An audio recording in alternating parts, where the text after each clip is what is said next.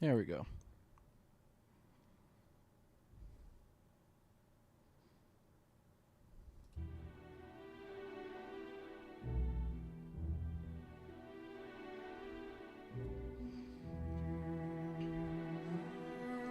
Alright, always nice come back to everything being updated. I think everything is correct now, though.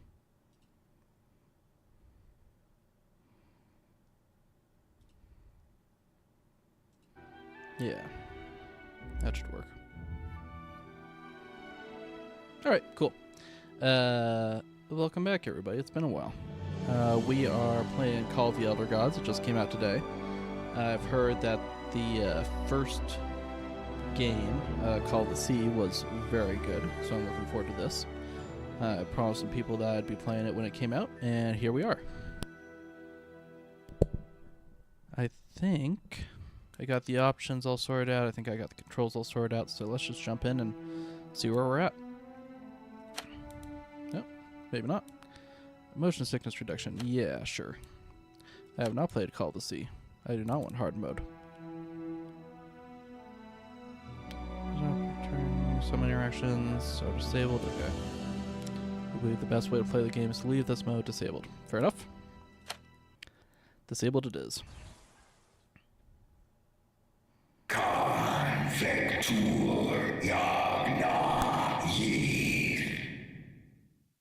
What was that?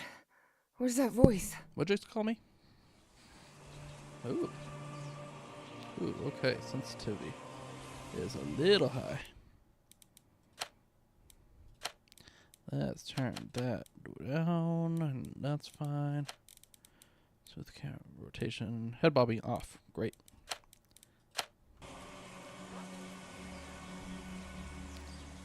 Maybe a little further down.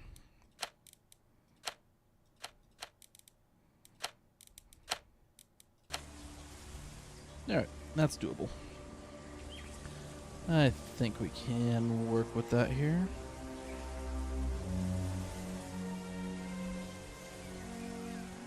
Wow, pretty.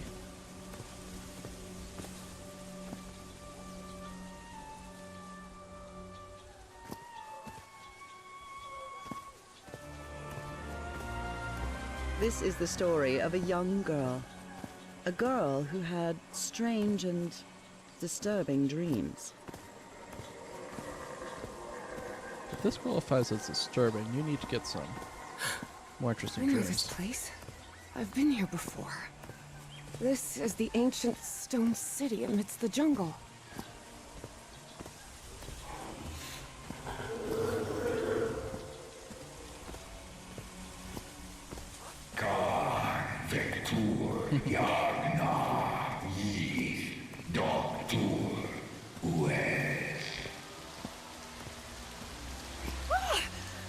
Ah, Oh, sweet Jesus. Okay, ignore him. Just ignore him. He's not gonna hurt you. Just keep going. yeah, sure. Seems fine.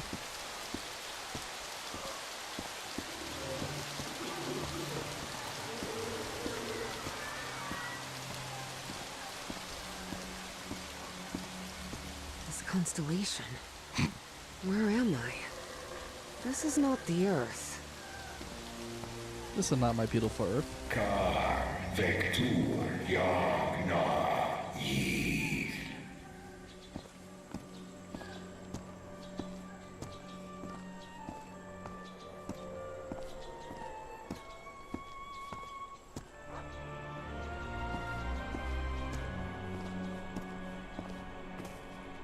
Khan Vector Yagna Yith.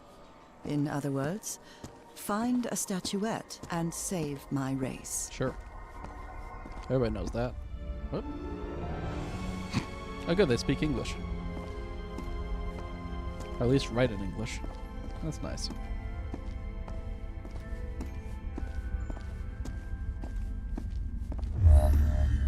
The statuette! Yeah. Here it is. There it is. Finally. I have to get it. I have to. Come on, you can do it. This is the story of Evie Drayton. Quick, quick. Before I forget. Where did I put my notebook? I have to write everything down. Looking for answers was part of Evie's observant nature and analytical mind. Her recurrent dreams began shortly after a period in 1956, when she'd completely lost consciousness. That's cool. That's probably fine.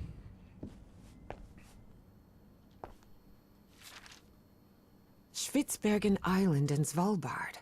Apparently, I researched this area of the Arctic thoroughly during the time I lost consciousness. All right. Sure.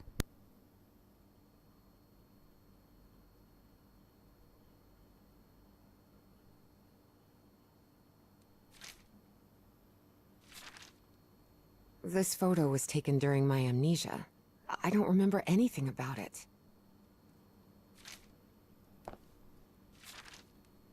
When I saw this picture, I couldn't believe it. It's the same statuette I always see in my dreams.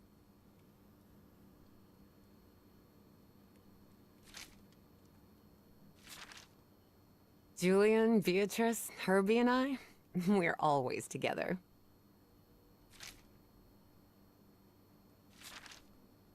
This scary fellow that haunts me in my dreams is a Dimetrodon. He roamed the Earth 270 million years ago. And although it may seem like it, he is not a dinosaur.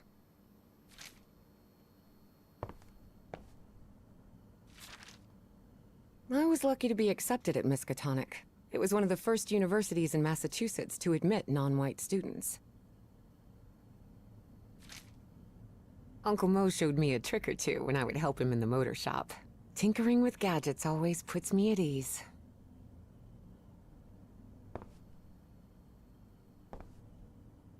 I couldn't leave my science fiction book collection in Benoit.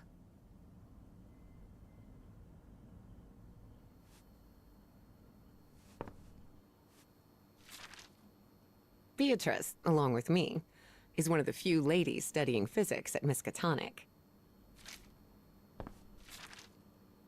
I've searched every astronomy book at the Miskatonic Library, but none of them contain any reference to this constellation.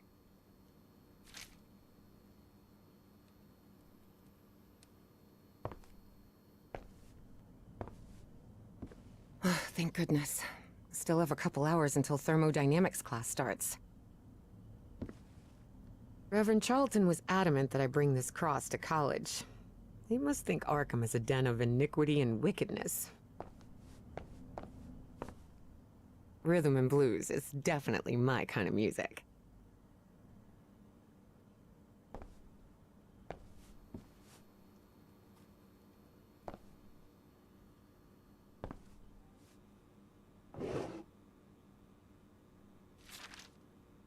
I've always been a good student, but during my amnesia period, I almost reached excellence.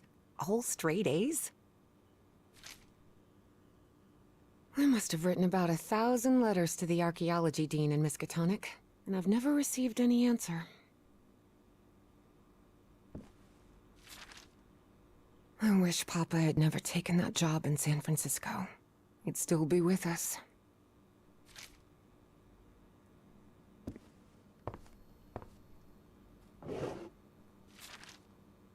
The Hydrangea Foundation took care of the insurance payout for Dad's accident. I had scholarships to attend several black colleges in the South, but it was the Foundation's money that allowed me to cover the tuition here at Miskatonic. Oh, here it is. Evie's Nightmare Journal. Evie was worried that someone might read it. That's why she kept it locked away under that complicated padlock.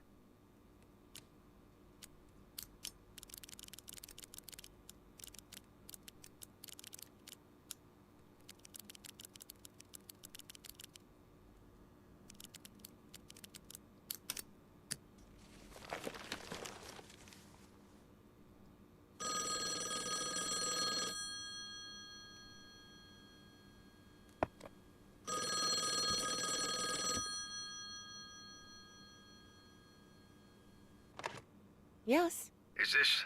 are you Evangeline Drayton? that's right. Who am I talking to? I am the Dean of Archaeology at Miskatonic University. I believe you wanted to ask me some questions, right? Yes. Yes, of course.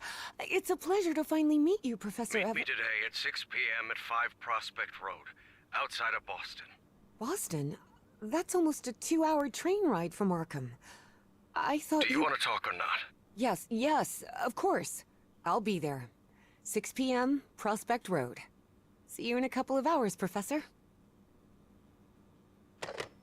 All right, I should get ready. There's a lot of information here about my strange dreams and my amnesia. I'd better go through it again before I leave. I don't want to miss any questions when I talk to the professor. Before leaving, Evie asked herself if she had finished gathering all the information in her room. I don't think I finished reviewing everything here yet.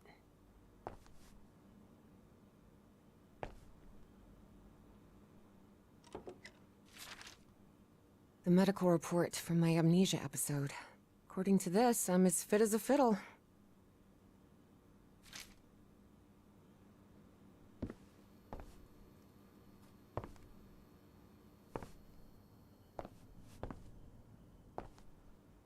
Before leaving, Evie asked herself if she had finished gathering all the information in her room.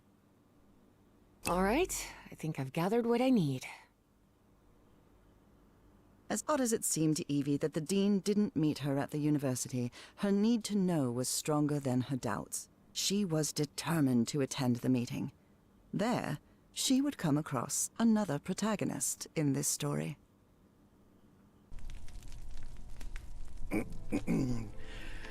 So, you have finally decided to talk to that young lady, Professor. Yes. Acknowledging responsibility for our previous mistakes is vital to moving forward. You've taken a crucial step in... Listen, there's no need for us to talk, Doctor. The only reason I let you into my house is because you insisted it was necessary to prescribe my medication. This is also the story of a sad, guilt-ridden, and lonely man. This is the story of my husband, Professor Harry Everhart. Yes, I know well enough that discussing the effectiveness of our therapy sessions with you is futile. But you need to understand that therapy is just a part of the whole treatment. Without it, I can't go and... Ask whatever you deem necessary and let's get this over with as soon as possible. Fine. What about your position as Dean at Miskatonic University? We talked some time ago about your relationship with work was somewhat obsessive. I didn't say that. You did. Well, you told me you practically lived secluded in this very home, and the only thing that drove you to leave it was your job obligations. So, how would you define that?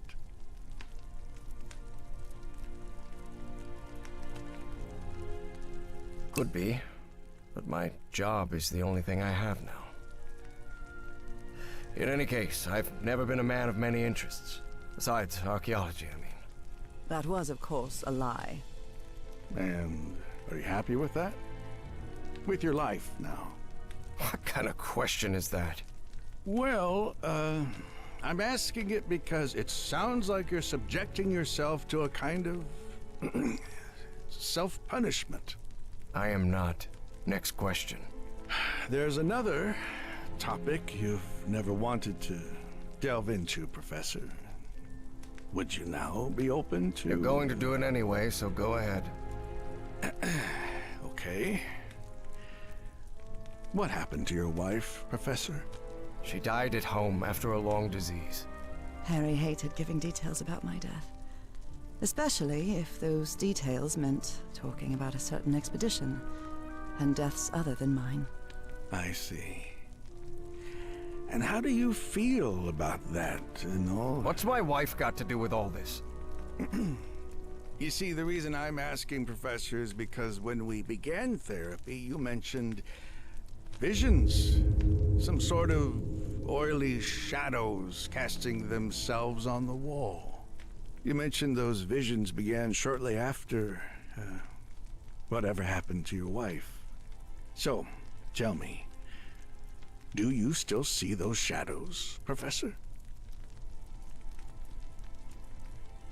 No. Not since I started taking the medication, at least. Excellent. That means the medication is working. Listen, there is something different I want to try in today's session. I believe hypnotherapy might... Don't even think about it. Hypnotism is a scam. Professor, with all due respect, I believe you're mistaking mesmerism with hypnotism. Even so, if you want me to prescribe the... You won't give me my medication unless I submit to your quack experiment, is that it? I'm deeply sorry you see it that way, Professor. But I need you to trust me in this. Then go ahead. Wave a pocket watch in my face if that's what you need to do. There's no need for pocket watches, Professor. The sound of a metronome will be more than enough. I need you to relax and free your mind. And think of something pleasant. A fond memory, if you will. Something that took place here, in the Everhart Manor. A fond memory? In this place? It wasn't easy for Harry to find a fond memory in the same manor where he had spent an extremely unhappy childhood. Maybe. Maybe. December 1930. The last Christmas my wife and I ever spent at Everhart Manor. She insisted on coming, despite my parents never approving of our marriage. But that was the kind of person she was. Interesting. Tell me more about it, Professor Everhart. Every time I gave her a present, I prepared a little scavenger hunt. She loved it. She loved solving my stupid riddles. As you may have noticed, this story has more than one protagonist. And though I am not one of them, I believe I, Nora Everhart, play a crucial part in it. Can I open my eyes now, Harry? Not yet.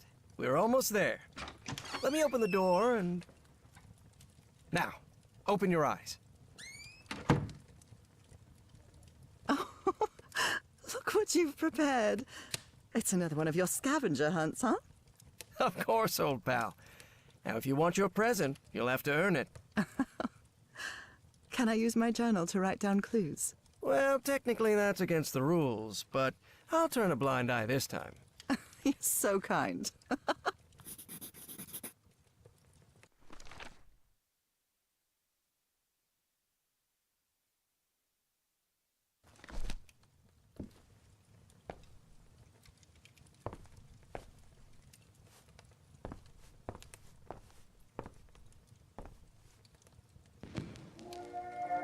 Do you remember when we slow danced to Dear Old Pal of Mine at Maddie's house? The end of the Great War Party and our first kiss.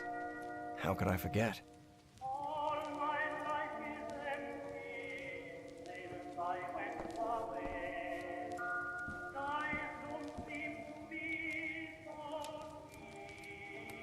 Tell me you didn't vandalize a piano just for a scavenger hunt, old pal.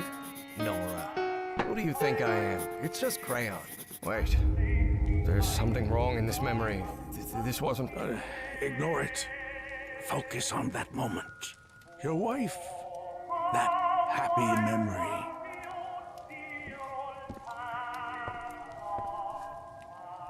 I wonder what my darling husband is keeping locked up in here. You'll have to put that brain of yours to work to find it. Oh, look at your sad little face in this photo. You know me. I've never been the life of the party. I'm seeing those oily shadows in here. Why am I seeing those shadows? Focus, Professor. Keep remembering.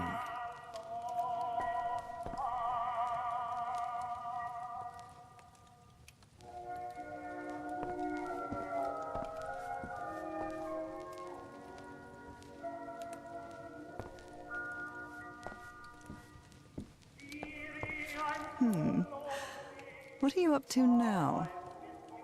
Oh boy, what a drawing. Is this supposed to be a tree? Of course it is. I'm doing the best I can with my limited art skills. This darkness. Everhard Manor. My house is not... Professor, don't drift off. Keep going.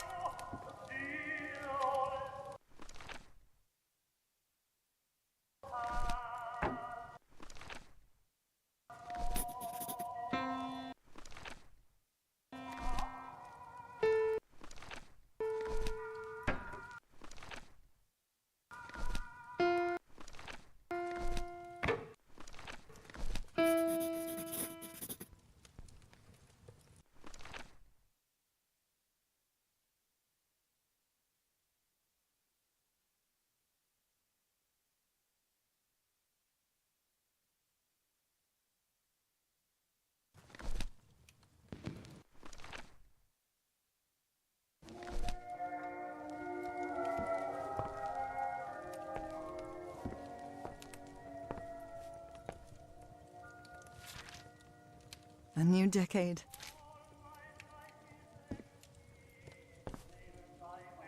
I swear, even in a painting, your father's stare sends shivers down my spine. You know you're looking more like him every year. Nora, for the love of God, don't even joke about that.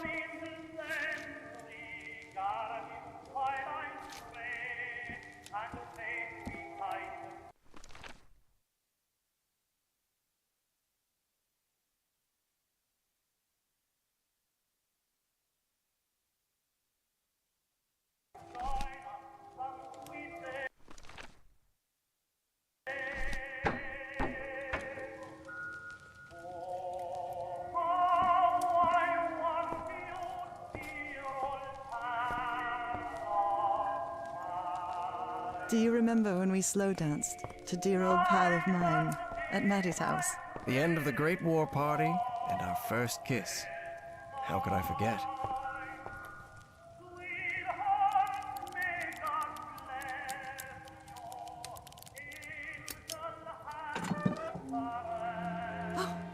Harry, I can't believe it! It's that statuette!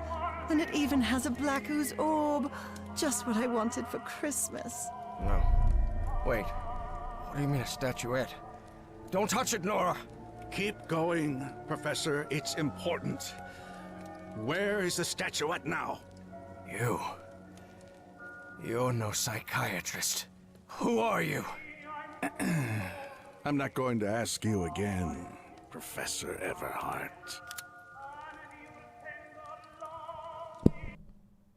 Well, this is taking a dramatic turn. Shortly after Harry's peculiar hypnosis session, Evie finally arrived at Everhart Manor. Apologies, I needed to take a phone call.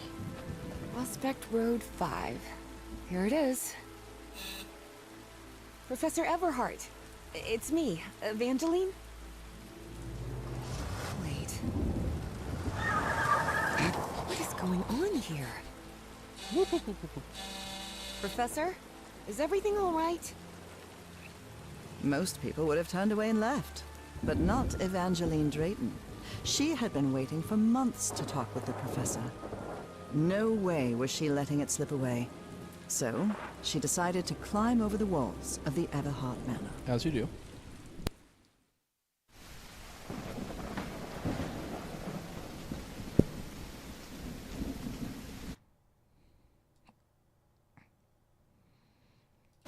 There we go. Shovel. Ugh. This looks like something straight out of Tales from the Crypt. The puzzle where I don't need a shovel or a watering can. Seems questionable at best. Hey, that window is open. Hey, the window's open. Oh, second shovel. Nope.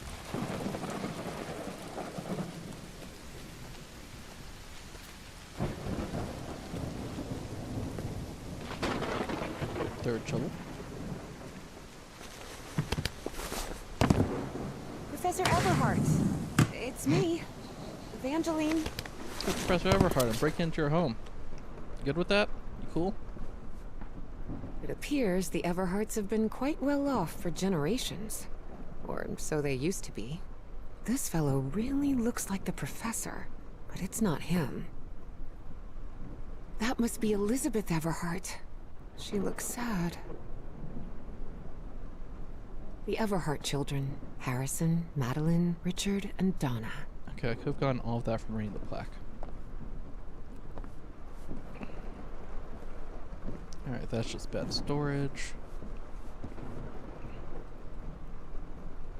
Let's see. Ship.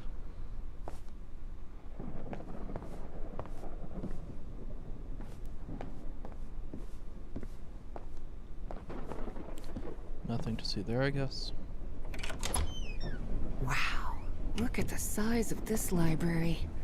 It's almost as big as Miskatonic's. Actually, it wasn't even a third the size of Miskatonic's library. But young people can be terribly impressionable at times. Okay, is there anything I actually need here, or are we just looking? What on earth happened here? Okay, apparently there is stuff I can actually look at. What on earth happened here? Except not those notes. Okay. I wish this fireplace was lit. It's bone-chilling cold in here.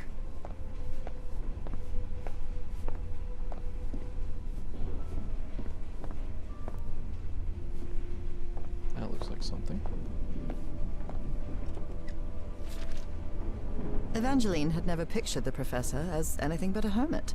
Certainly not someone his relatives still worried about. Alright, well, something happened to Nora. Wait. Nothing on the back, okay. Is this young man Professor Everhart? Does look like him. Evie's last remarkable trait was her extraordinary memory, a gift I was never blessed with. So, allow me, the narrator of this tale, to be the one taking notes. For the sake of clarity, of course. Sure. Okay. So, paintings have weird words above them, huh? Some of them, at least.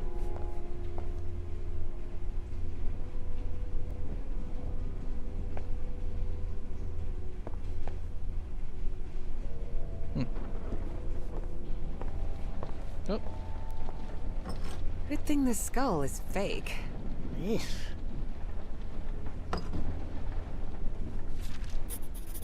Rich people definitely had weird ways of entertaining themselves. But it wasn't mere entertainment. Harry's mother's life had long been shaped by tragedy, and she had become obsessed with the afterlife. It's getting real Silence of Blake Manor vibes.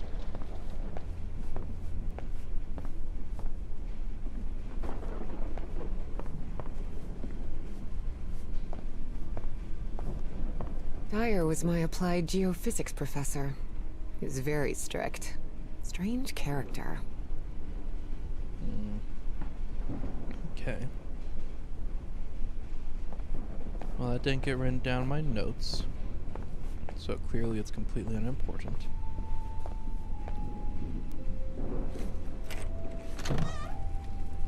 This must be the professor's office. Astrology is the most utterly stupid thing I've ever come across. Alright. Strong opinion. Not a wrong Books in opinion. different languages. Spanish, Italian, German, Latin. Looks like one is missing. Oh, that's interesting.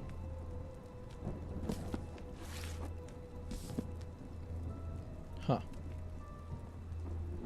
Professor Everhart doesn't look so intimidating in that portrait. Alright. So we've got a puzzle. Puzzles are good. Despite his tone, this Bowen fella doesn't seem particularly friendly. Professor had another appointment today. With a therapist. Visit of Dr. Frog in the throat. Okay.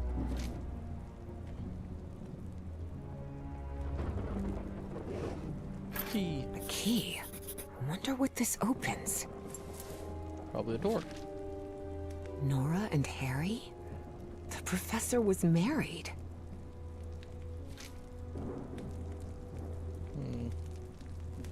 Wow. The professor served in U.S. intelligence during the war.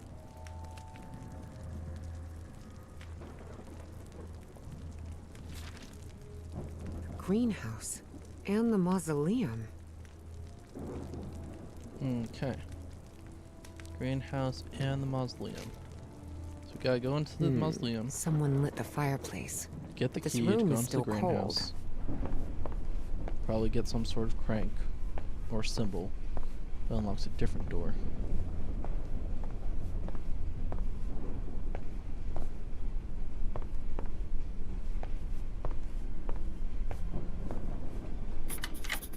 Oh, I Et see. voila! Okay.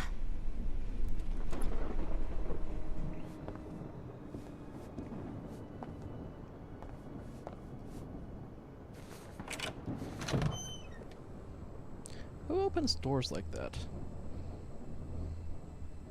Ripped canvas.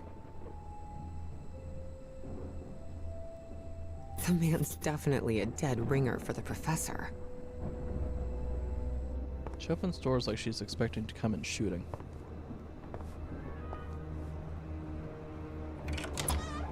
Well, not double doors, I guess. Alright. Can't see a thing in here. Better turn my flashlight on. Much better. These tools haven't been used in a long time. That explains why the garden was an absolute mess. These tools haven't Okay. been used in a long So I time. don't need That the explains why flashlight the to be garden able was to an see absolute things. mess. Fair enough. Good heavens above, would you look at the size of this place?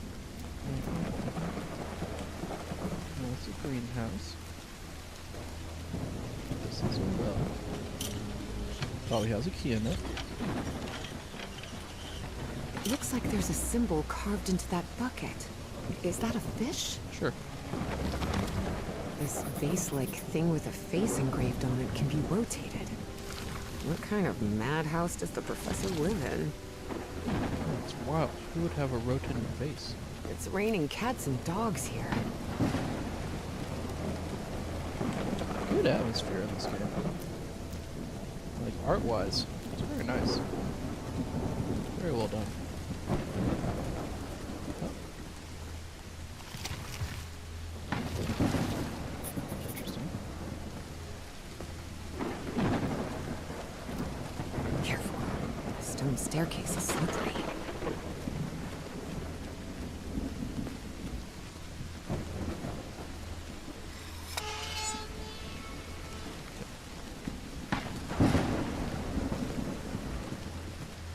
Angry.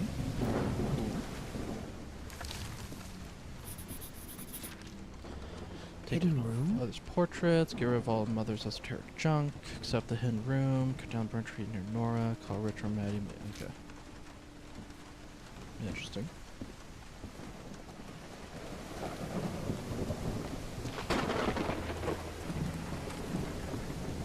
Gosh, this is so beautiful. Yeah, Sad? it's a woman's grave. That one's sad. Nora Everhart. This This one must is. be the professor's wife. Whatever this is. Evie found it hard to believe that the recluse living in the abandoned mansion had ever loved anyone. But he had. Truly and profoundly. There's the big tree that was cut down, presumably. Such a graceful and elegant woman. Evie certainly had a keen eye for beauty.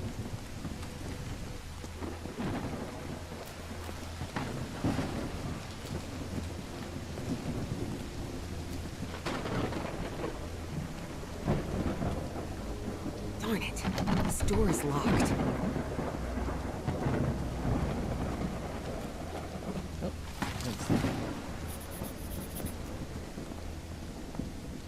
Ah, okay.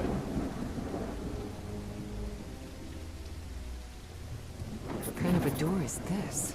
Doesn't even have a lock. Just some symbols.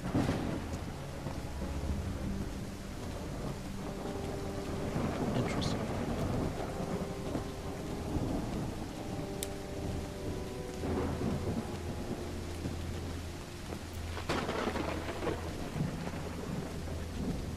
Okay, so this one points that way.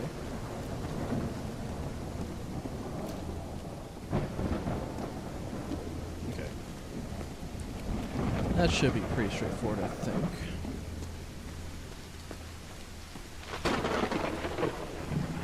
You gotta face the symbols, I would assume.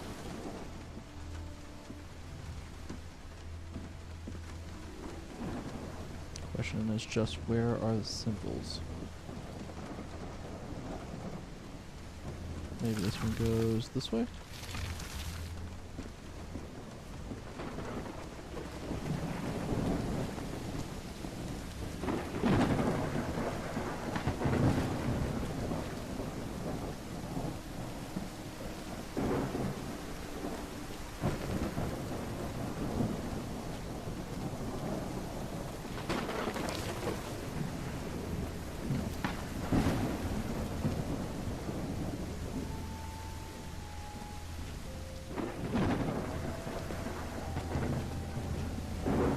Okay.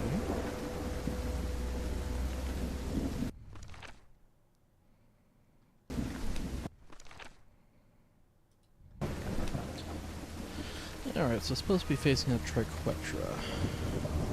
But I don't see a triquetra here. Maybe it was on the tree that got cut down?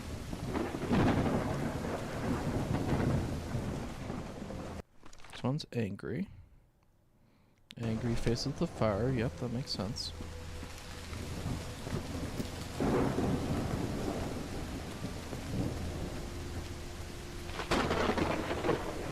This one faces the... Oh, what is this? Happy faces the... leaf? What is that, tree?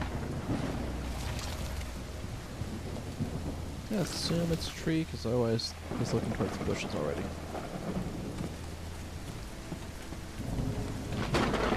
And this one faces the well. Well.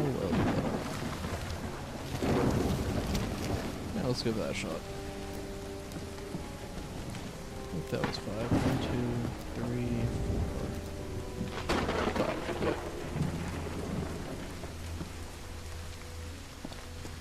How's everyone doing tonight?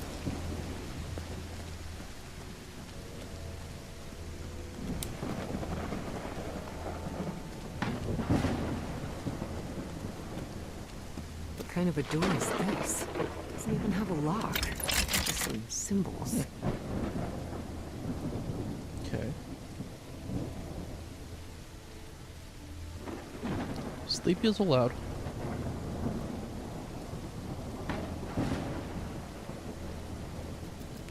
So it's gotta be one of these two.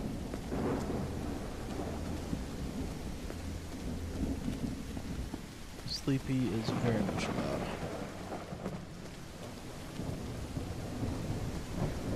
I'm good. I'm not too bad. I think the amount I slept over the weekend was really helpful because I have been wiped out for the past 2 weeks. Third wipe up on the stone. Such a graceful and elegant woman. Evie certainly had a keen eye for beauty.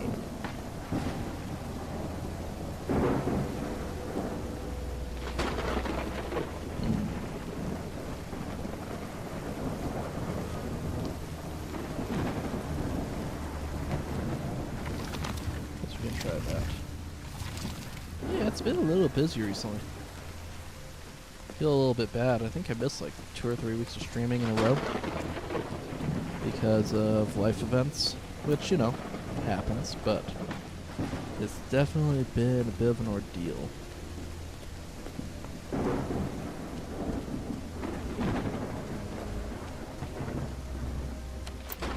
Okay. Alright, so we're right about the tree.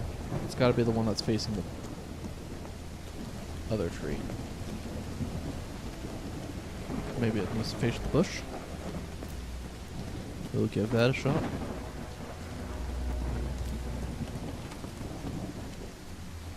Rotate that way.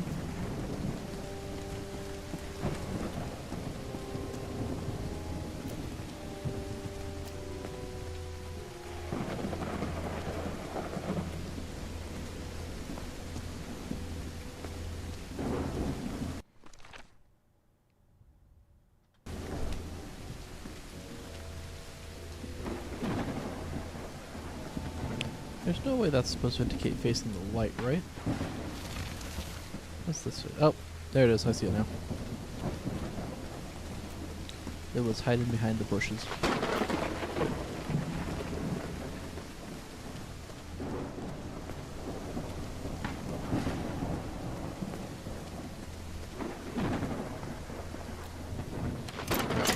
Go this door to get to the mausoleum.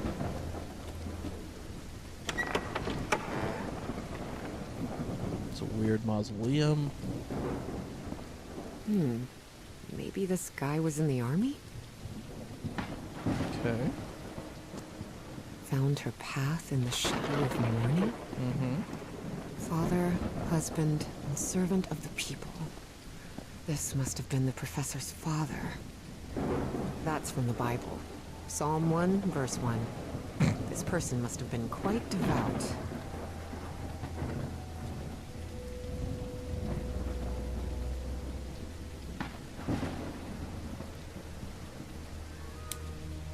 Can't even read that. Why is there no crouch?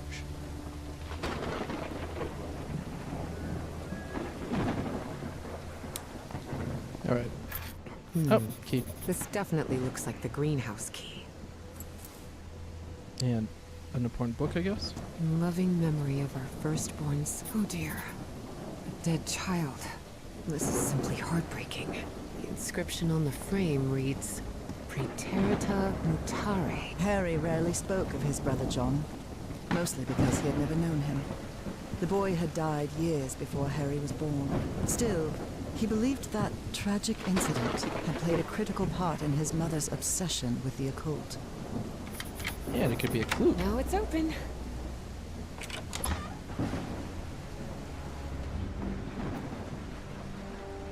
The professor really seems to be interested in botany. Sure. More gardening tools. Yeah. We're up to what, 5 shovels now?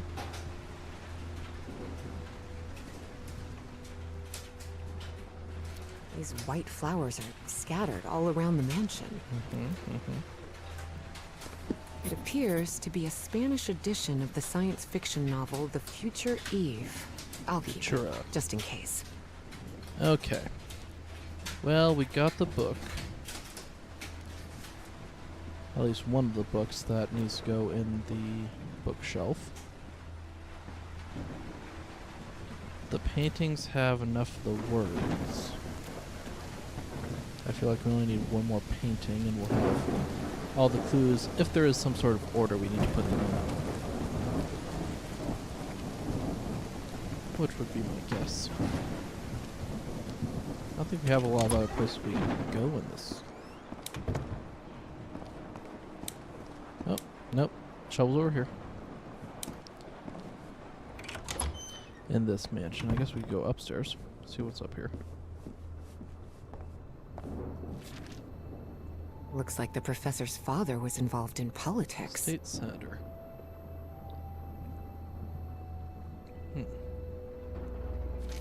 Okay.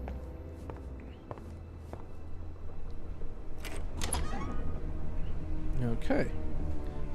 Now we're on the second floor of the library. Cool. I want to check out what's over here first. Locked? Nope. Wow, this room is really depressing. But we know what the safe combination is. But apparently we can't get there. Okay. Looks like a memorial of some kind, dedicated to a woman. Oh, that's where we're supposed to find the clue for the tree. Okay. Fair enough. The driver's license. Yep. Come back here. Manuel Silva. Date of birth 1904. Okay, cool. Does this still work? Under different circumstances, I might have found this song beautiful. But at the moment, it sends a shiver down my spine.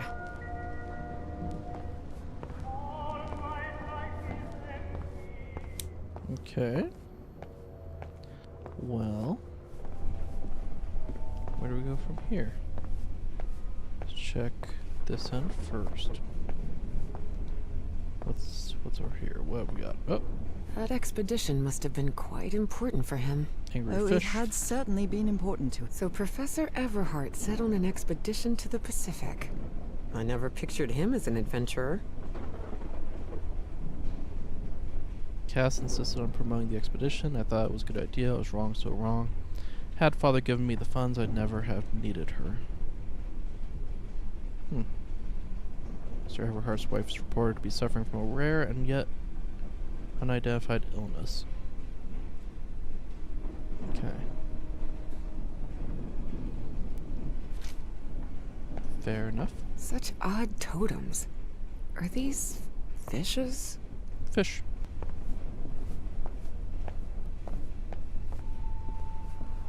Torn canvas. The frame reads, Sed Futura. There are a lot of pictures of that fireplace. Oily shadows. Beginning to suspect the old professor's lost a few marbles. In the shadows? Okay, cool. Can't just zoom in and free look. Okay. Alright, well. I think we've got what we need. The shadows. Alright. Togo's baby.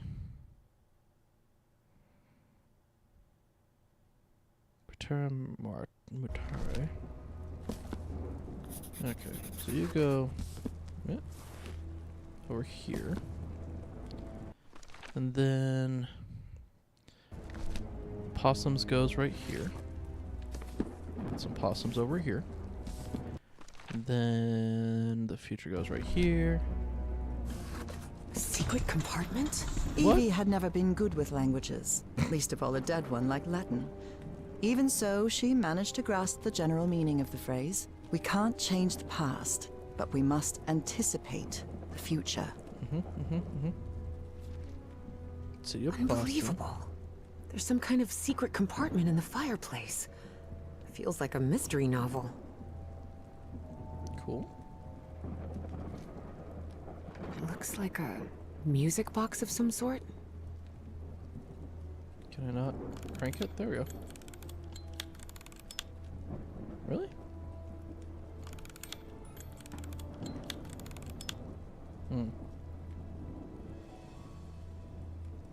Alright.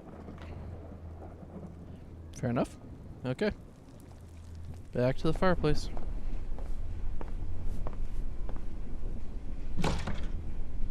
Definitely like a mystery novel. Got to make your buttons a little less I guess obvious. I need to go see what's down there. Literally any kid playing in here would find that, like, instantly.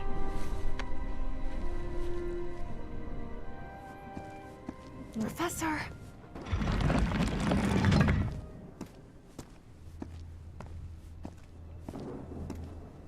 Nope. Fish, fish. Artifacts. Oh, never mind, I was wrong.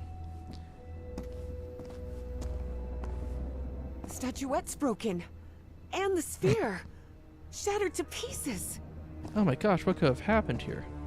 This is such a tragedy. I wonder if I... No! Don't touch it!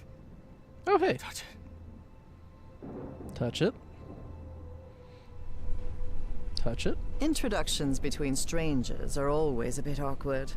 But in Evie and Harry's case, things were even more uncomfortable, due to the unusual circumstances under which they had met. How are you feeling, Professor? Considering I was assaulted, knocked unconscious, and someone tried to rob me in my own home, I suppose not all that well. Evie didn't know where to start. So, she took the most formal Touch approach. the touch. We haven't been properly introduced. I know who you are, Miss Drayton. We had an appointment today.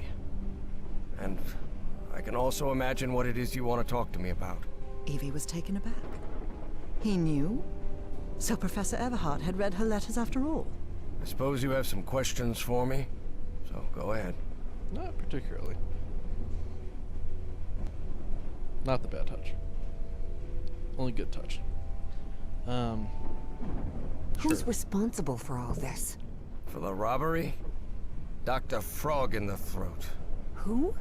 My psychiatrist. Or so I thought. I never should have brought him here. I've been too careless. Okay. I thought the statuette was in the Miskatonic archive. Yes, well, I brought it here for a research project I'm working on.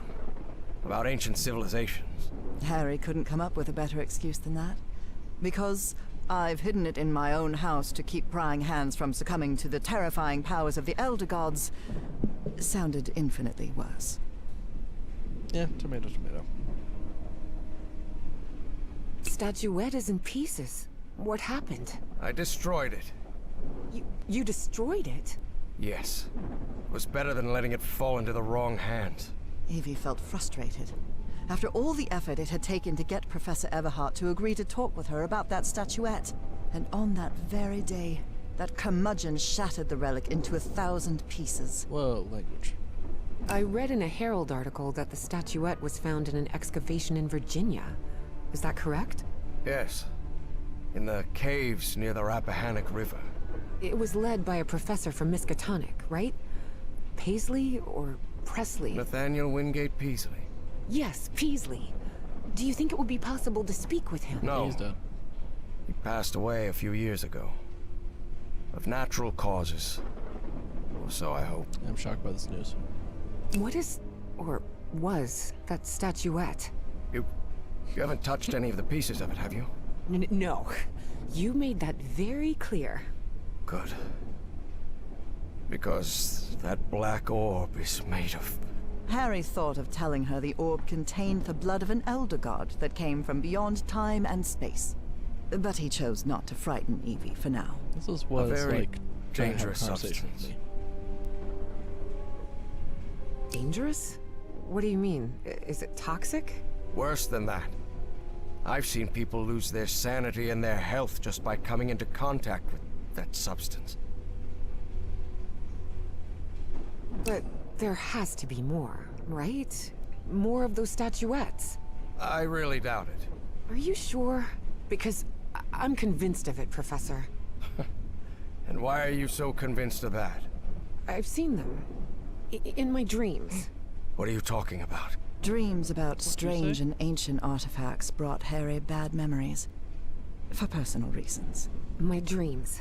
I mentioned them in my letters. You remember? So, I've long dreamed of a place. It's an ancient stone city, hidden in the jungle, from prehistoric times. And there are more statuettes like that one, all holding those black orbs. Miss Drayton, you better forget about... So, if Peasley found that statuette in Virginia, maybe there could be more there. Listen to me, Miss Drayton. Maybe in those caves I could find Enough more. of that! How could you be such a fool? Haven't you listened to a single word I've said? Nope. Don't you ever think of going near that cave in Virginia. Professor, you can't be serious. I need answers. Of course I'm serious! I forbid it! Would you stop yelling at me? Grumpy old jerk. Oh, Look, sir. I don't know who you think you're talking to, but nobody speaks to me in that tone. Darn right. And what have I done to you to be so mad at me anyway? Because as far as I know, if it weren't for me, you'd still be locked up behind that fireplace. So you can talk to me till you're blue in the face, but you're not going to forbid me from going anywhere. Do you understand me? Kick him in the It had balls. been years since anyone raised their voice at Harry, and for the first time in much. a long time, he felt that an interaction with another human being had been authentic. Perhaps not very enjoyable, but authentic nonetheless. That fireplace can be opened from the inside, Miss Drayton. Oh, well, But even so, I owe you an apology. You've taken quite a risk without even knowing me, Miss Drayton. So, thank you. all right. Apology accepted. You're completely determined to go to those caves, aren't you? Yes, absolutely. You're right. I can't stop you from going to Virginia. But how do you plan to get there from Arkham? Well, I don't know. Walking. I hadn't really thought about it. I don't think Bus? there's a regular bus service, is there? No bus, okay. No, there is not. That's fair. So here's my proposal. I'll go to Virginia with you. I'll take care of all the expenses, don't worry. If there's one thing I have plenty of, it's money.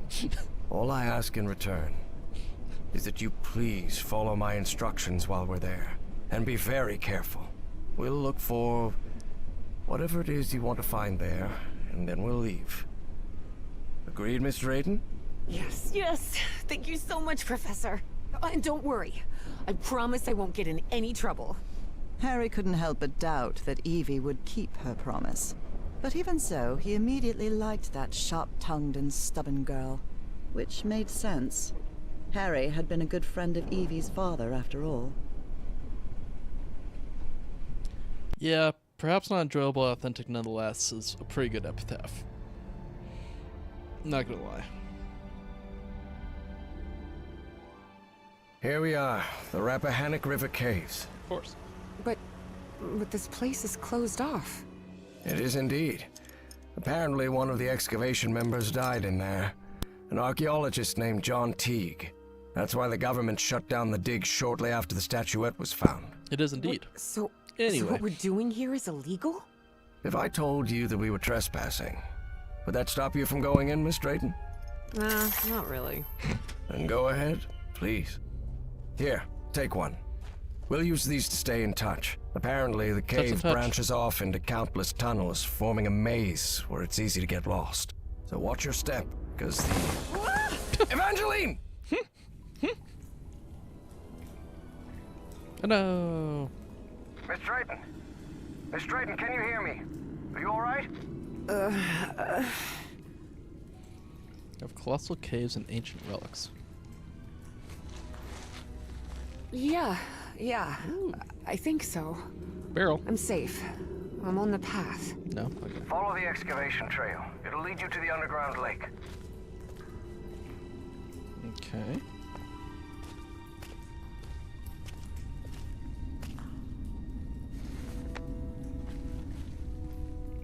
Good. There's power in here. That's great. A lake? In here? Yes. The water from the Rappahannock seeps through limestone, Shovel so 7. there's a complex hydrological system inside the cave. Beasley mentioned they had come across the statuette somewhere around that lake. It was one of the few things he still recalled from the dig. Wait, he didn't remember the dig? In his own words, he suffered a period of absence. Amnesia of some sort. He didn't even recall planning the excavation.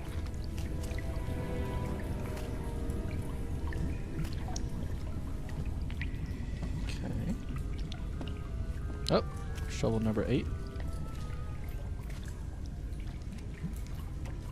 We're really getting some use out of that asset.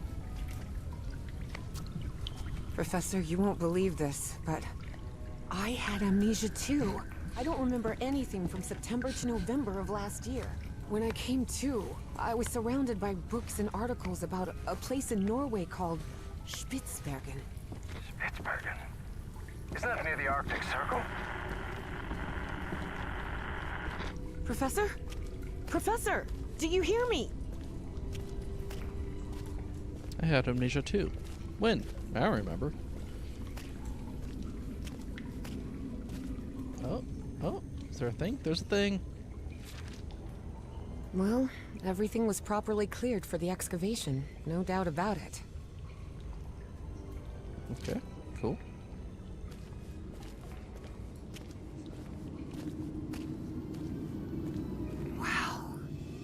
is this place?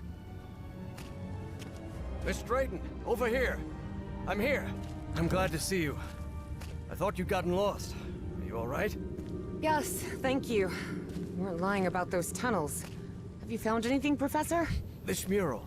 Come take a look at it. Alright, fine. But I'm doing it because I want to, not because you told me.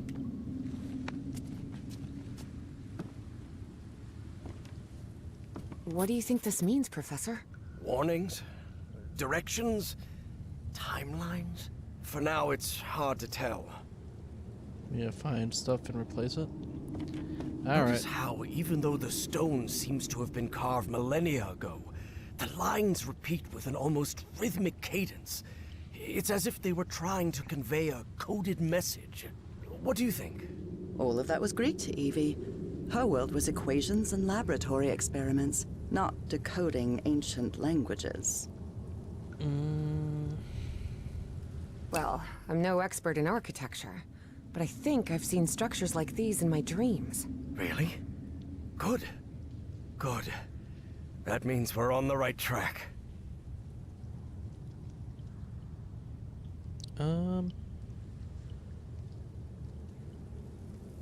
Gee, you do seem genuinely interested in this. Well, it's an occupational hazard, I suppose. Despite his best efforts, Harry had failed to bury his excitement for archaeological fieldwork. But I'm mostly doing this to help you. You drove for like 5 hours on the whole subject of, yeah, I believe that you see things in your dreams. Never came up? Do you think we might find more statuettes like Peasley's down here? Miss Drayton, you were the one convinced you'd find more statuettes here, not me. I'm gonna punch you in the face. You're right. Is there anything I can do to help? Take a look around the site. If you find anything worth noting, let me know. I will, Professor. I'll take a look around, see if I can find anything interesting. Fine. Just don't wander too far from the excavation site. Can't tell me what to do. Go wander all over the place. Wander over here, wander over there. Wander right here. Though Evie chose not to mention that report, it gave her a clear sense of the danger posed by the black ooze.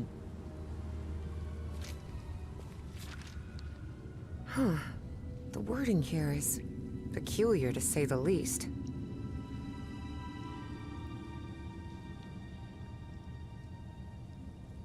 Huh. Okay. I would have liked to speak with this man's father. Truth is, Evie would not have liked that one bit. Nathaniel Peasley had always been a brooding, Truth is, that was wrong. Such strange plans. Alright. Shiny fungus, great. Who doesn't love good shiny fungus?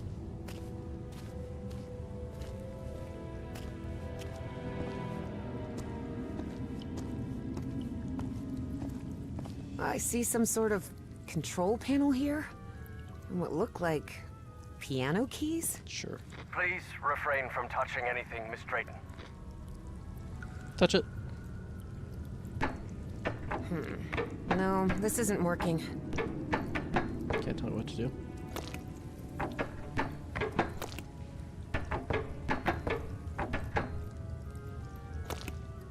This piano's out of tune.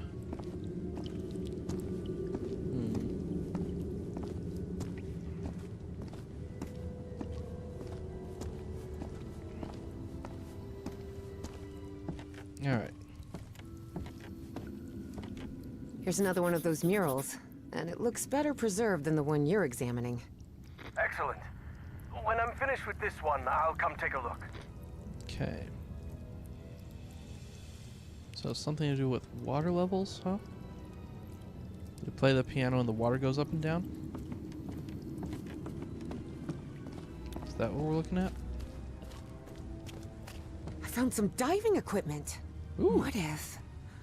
What if Peasley didn't find that statuette near the lake, but rather beneath the lake? You're not thinking what I believe you're thinking, Miss Drayton. Well, that depends. What do you believe I'm thinking? getting into that diving suit and going down into the depths of the lake? No. I just want to take a look around. That's all. You can't stop me. The wiring in this place doesn't look too tricky. I think I could get it running again. They're teaching physics majors to repair junk now? Hardly.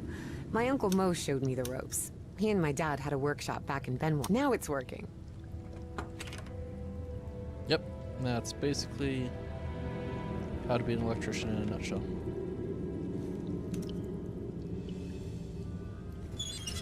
Pressure gauge, a sealing joint, nothing too complicated. I think I can make it work again. Am I rotating this the wrong way? Do I need to be opening it? Okay. That doesn't look like it's doing anything. Let's check this. Turn that on. Turn this on. Now this way? Yeah, there we go. One more. Good. Button.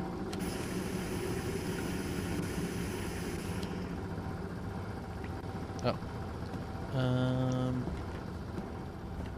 This diving suit needs a full air cylinder. These? This empty cylinder will do. Cool. Put that there.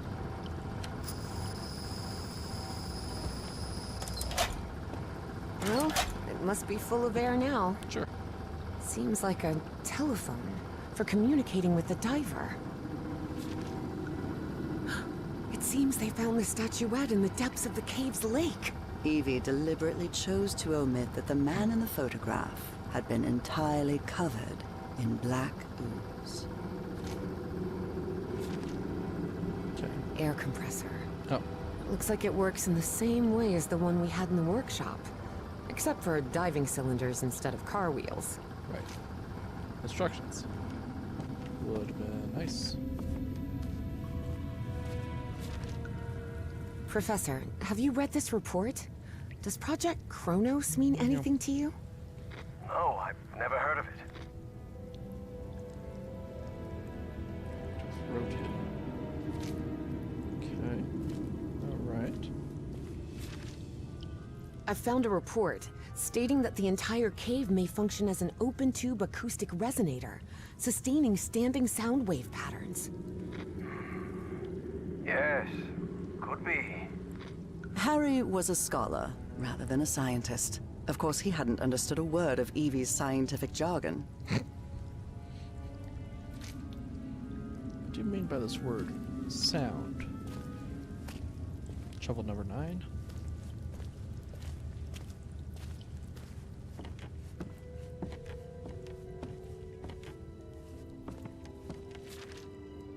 "10 feet? I wonder why these structures were so colossal." Yeah, 10 feet is huge. Average height approach 10 feet. Inhabitants of the civilization possessed a greater statue than modern man. Huh. Nothing on the back? Alright, sure. Fair enough. Oh, Peasley mentioned a refinery of some sort. A refinery? In here?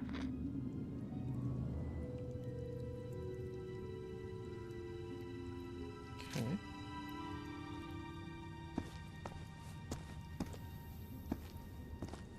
There we go. There's another mural. Looks like instructions of some kind. Just a series of steps to follow. Instructions, you say? Well, this is all quite fascinating. Alright, cool.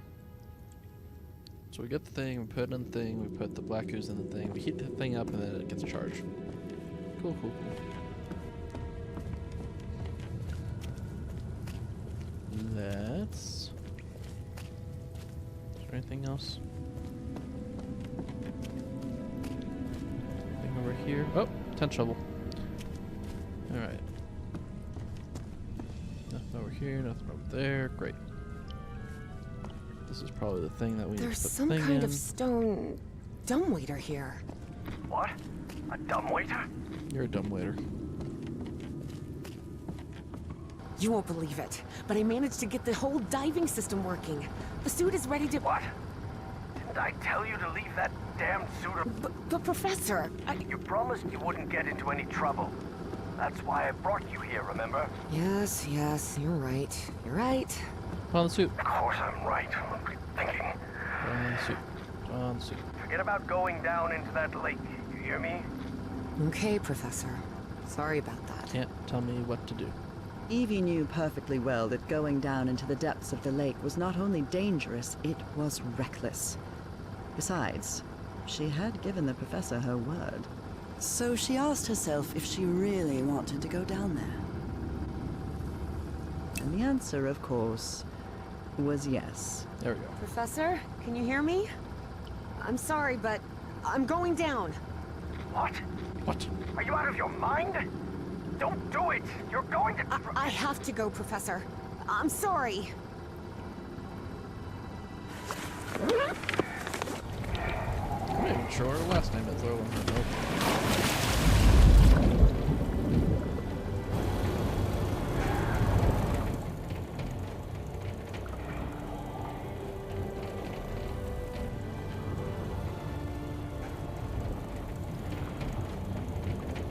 Wow.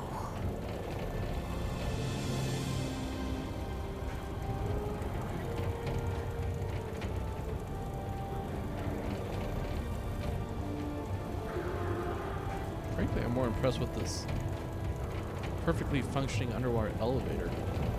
Way more than whatever's happening around here.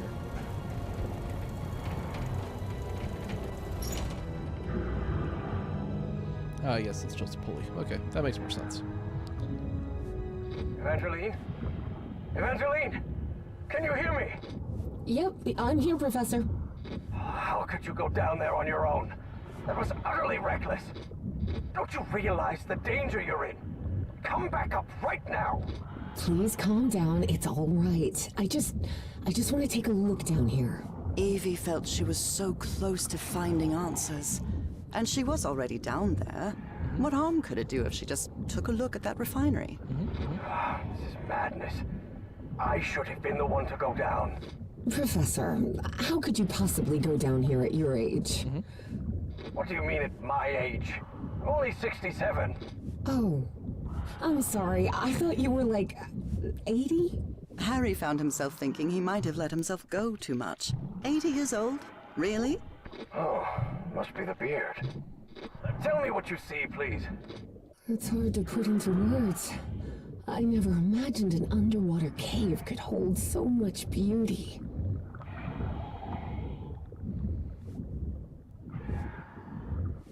And we're walking, we're walking.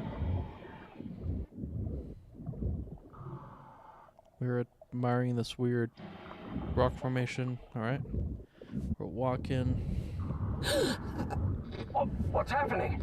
This place is full of black liquid waterfalls? Cool. Miss Drayton, please. Turn back at once and return by... Oh no. No! I'm trapped! There's a column of black ooze behind me. Oh god. What do I do? Keep calm, Evangeline. We'll find a way out, all right? And most important, don't go near the black ooze under any circumstances. Can't tell me what Now to do. move forward and tell me what you see.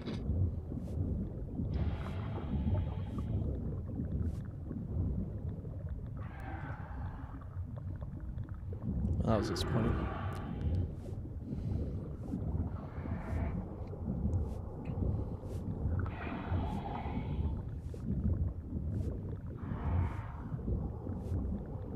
Guess there's no sprint option underwater, which is fair. Exactly.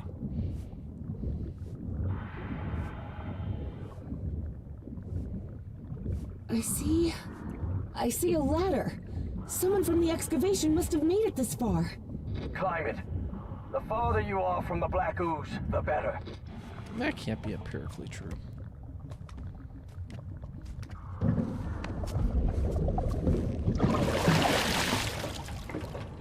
What if this is just a cave of black ooze?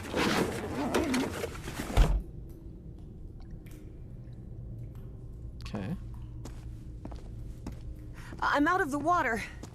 I think I'm in the refinery Peasley talked about. Okay. Don't know what that means, but that's fine. I don't know if I can actually do anything here. The whole chamber looks dead. Powered down. Sure. Right.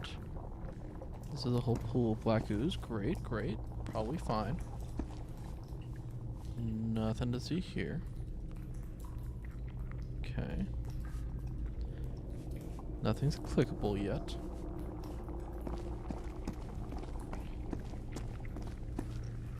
Yep. Professor, there's another mural here. Looks like a creature carrying the statuette and breaking the black ooze flow. So that statuette repels the ooze? It's odd, but it's our only choice.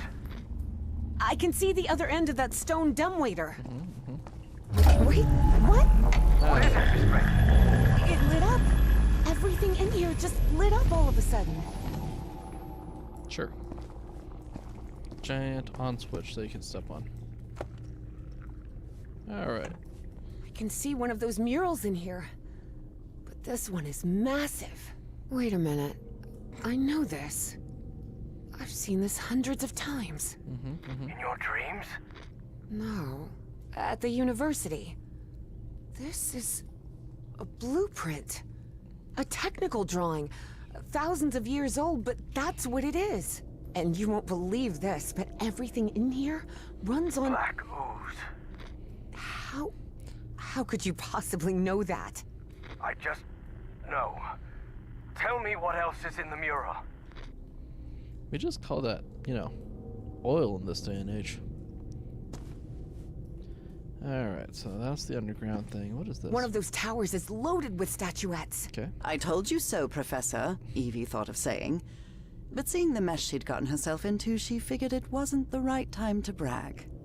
Those ruins I saw rising out of the water, they're not ruins, Professor. They're two stone towers. And apparently, they're used to alter the state of that liquid. The black ooze. Okay. It looks like the black ooze can be channeled from where I am now. There's some kind of valve-driven collector system that directs the flow upward. Apparently, we need 4 units of black ooze. Those piano keys I saw on the surface, it seems they're used to control the towers. Okay.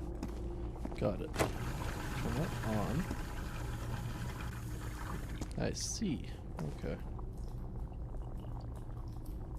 And what we have to... I'll try to redirect the black ooze upward. Fine, but please be careful. Don't worry. This isn't so different from the fluids lab back at Miskatonic. Okay.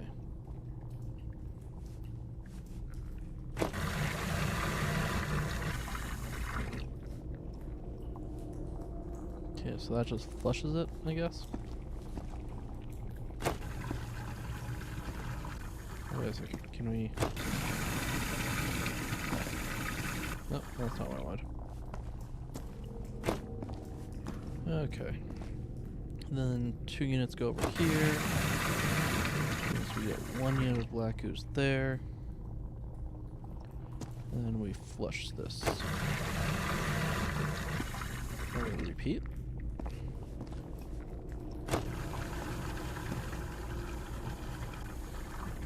Okay.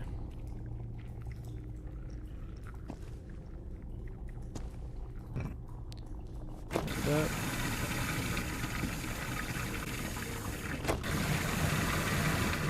Flush. All right.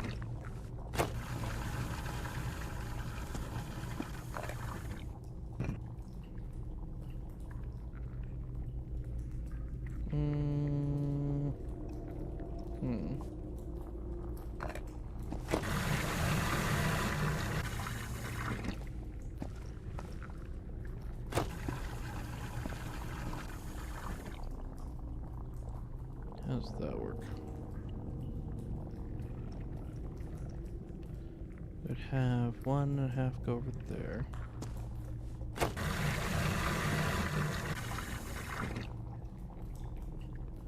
Do just do it like this. Okay. And we can't send it back. Okay, I see. We can't go backwards. Okay. Fair enough.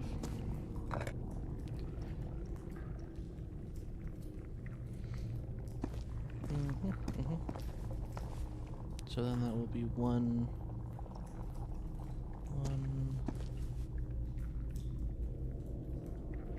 I'll go over there.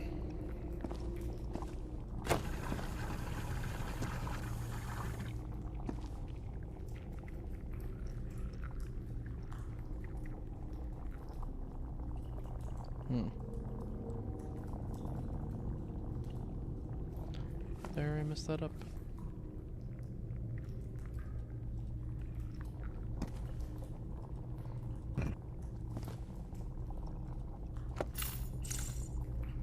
Looks like I can't pump this up until the big tank is completely full of black ooze. Fair enough.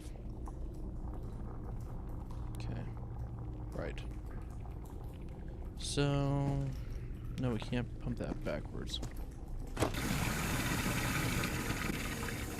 Alright. So we need to put one in there. And then we can transfer one over here. Like that. And then we can just do this.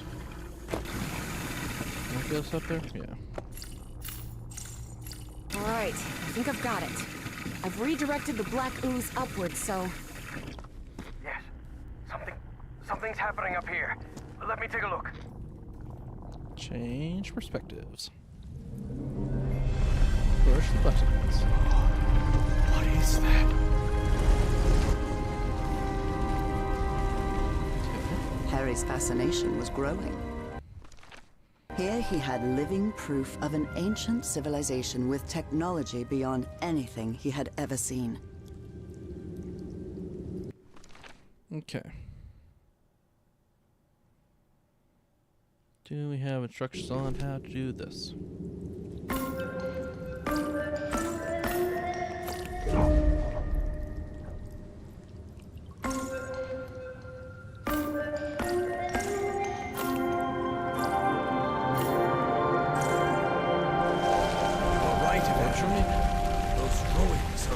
Towers. Stone towers. Okay. Ah. Now I get to move over here.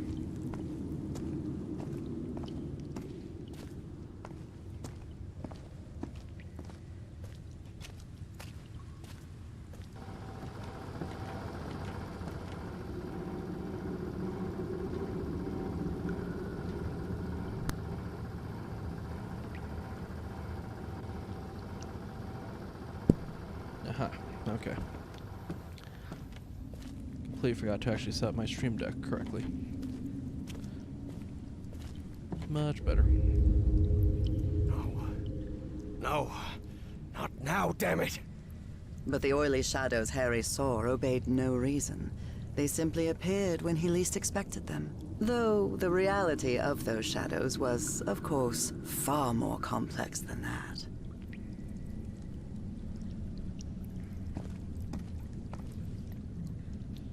Evangeline, I think we can use this contraption to exchange items between us. The dumbwaiter, you mean? Yes, the dumbwaiter. You're a dumbwaiter. Okay. Well, this is supposed to be the one that has all the thingamabobs in it, right? Guess we can't get in there?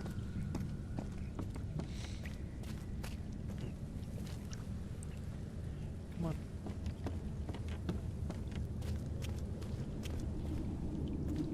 No, man, that's the empty one. Okay.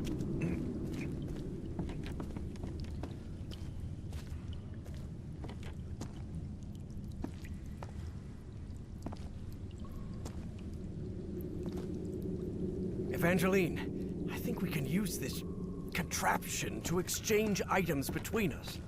The dumbwaiter, you mean? Yes, the dumbwaiter.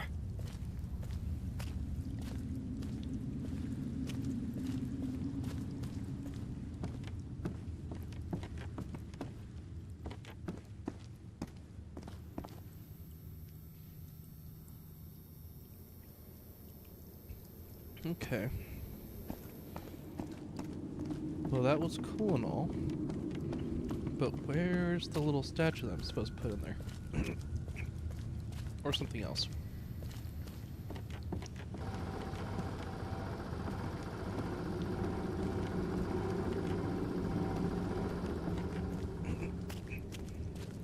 Something over here now? Nope, that looks like the same thing.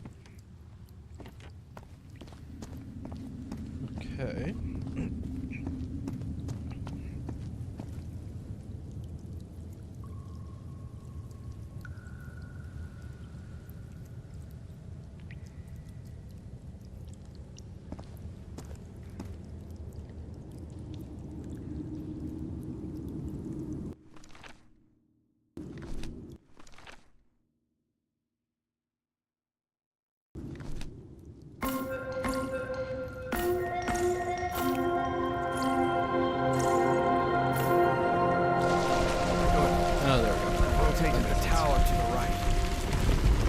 That checks out. That's fair. Okay, so...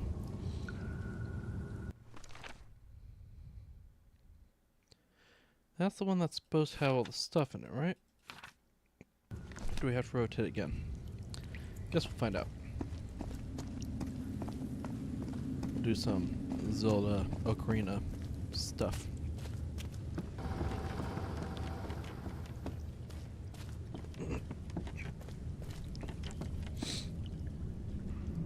Okay. Cool. Okay. Evangeline, there's another mural in here. Do you think you can interpret it, Professor? What does it portray? Apparently they used fire to do something. That makes sense. Sure. This is some sort of refinery after all. It is that. Okay. Do we start the fire? Guess we can. That's that. That. That.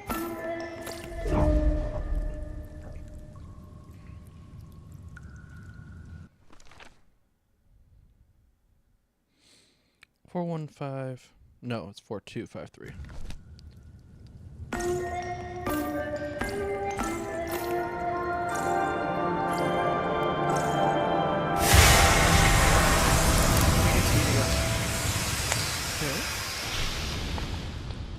Cool.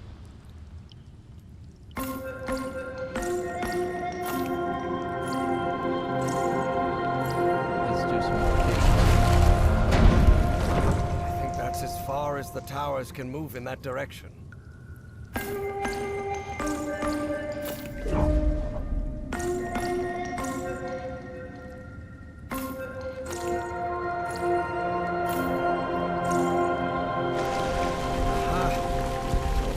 The notes in reverse order trigger the opposite effect. What? That's wild.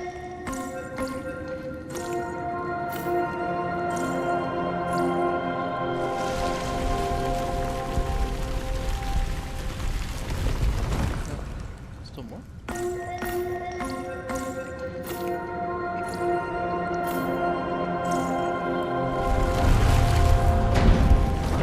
think that's as far as the towers can move in that direction. Okay, fair. Alright, that's the rotation one. That's the bring them up from the ocean one. Did this actually do anything to help us? Or did I just rotate them all for no reason? Alright, nothing useful there.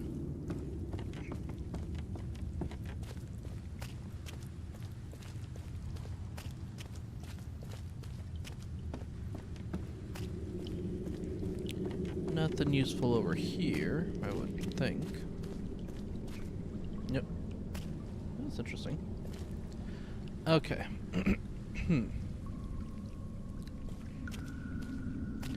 Right. Okay. So let's go. Shoot, I forgot what the inside of that looks like. Let's give it a shot.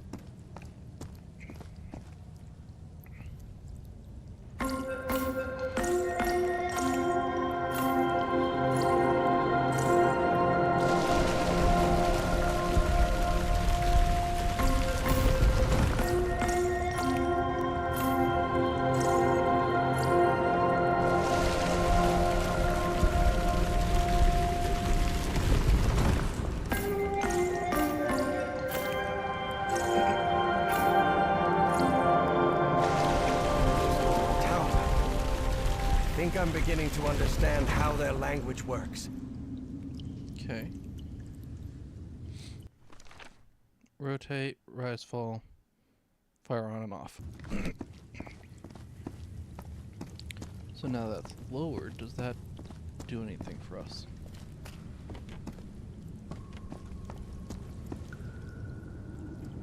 No.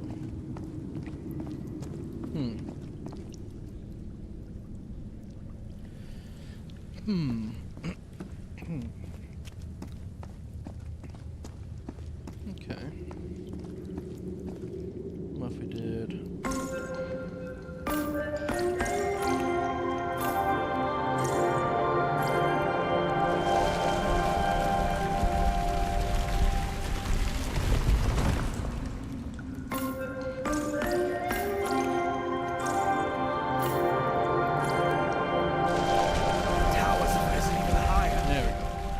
I see an entrance ahead.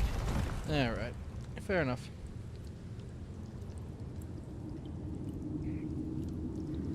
Which way was... Rotate this way.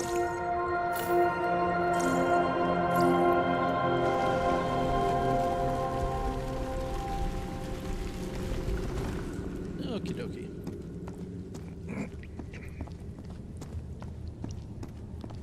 Very cool, very cool. Do I need to turn back on the fire because I just sank it?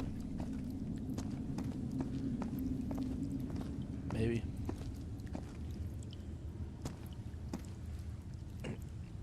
Okay. Well, What does this mean? that. Filling? Filling.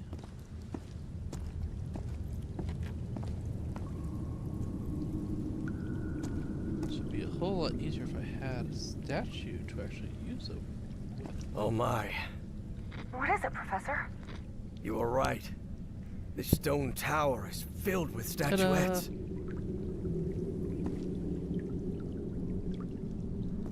Any of them... Can I pick up literally any of them? There For many years, Harry had been haunted by that statuette. Still, he felt reassured to find that none of these held a sphere of black ooze. Huh. Okay.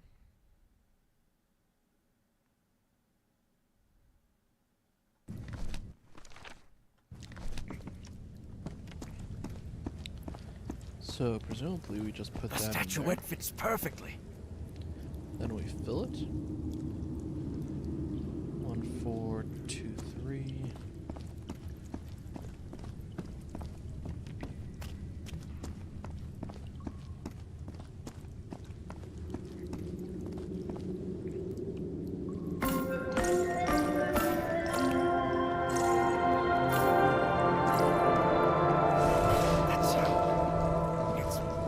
Tower with black ooze. No. Including this thing? It's filled to the brim with black ooze now. I'm not touching that. Touch it.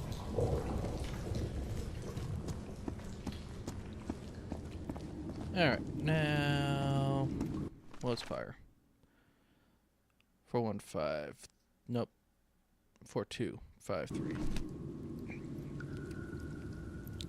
Made that mistake last time.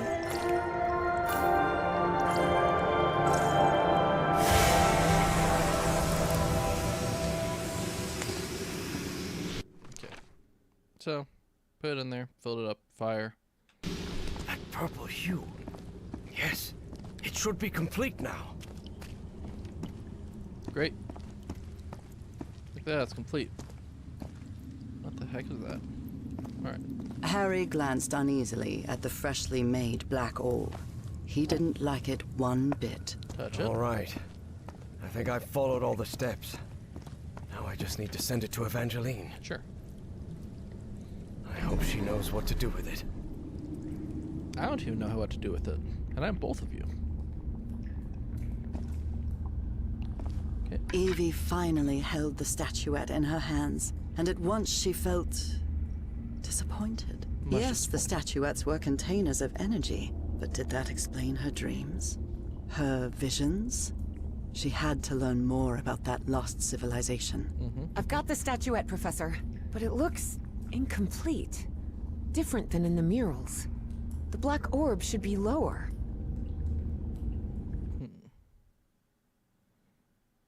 Okay.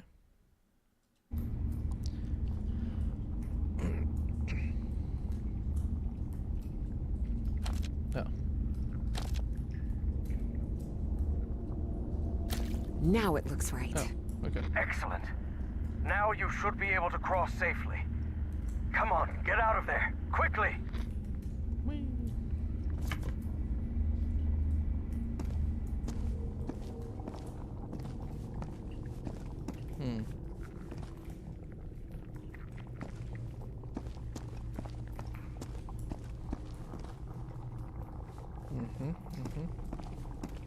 Did we ever use this? We were wrong about the statuettes, Professor. They're not ritual or ornamental objects. They're just energy containers, like a car battery. Ah, okay.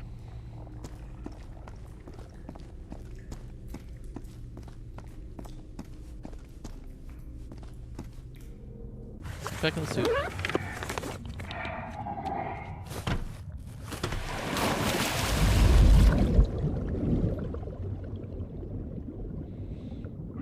And we're walking. Can you... me... and... Professor? I'm losing you. Delene. Professor! Professor! I can't hear you. Evie felt a chill sweep through her body. Don't worry, gentlemen. Everything's gonna be fine. Impossible though it was, she had just heard her dead father's voice. Unmistakably. Oh, that is our real dad. For once. It works! It works! The path is open! Evangeline? I can hear you now. Oh, good. Glad you're back, Professor. I'll be waiting for you here. Once you're out, we'll return to... What the... Professor?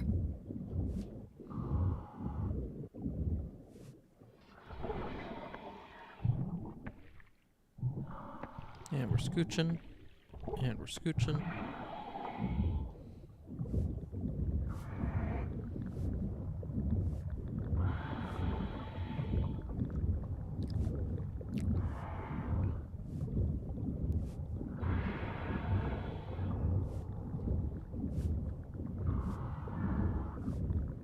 Evangeline, listen to me. There's someone else here. What do you mean, someone else?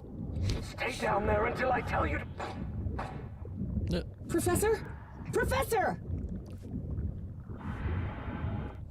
Evie lingered in the dark waters of the cave, waiting for the professor's signal. A signal that never came. And then she died. Even so, prudent as she was in waiting, her air supply wouldn't last forever.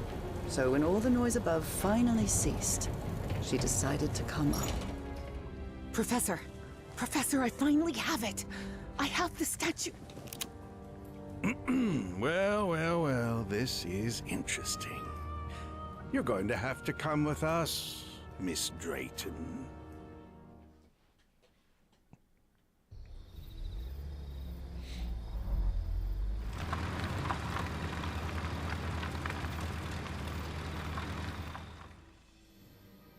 Wake her up. Welcome back, Evangeline.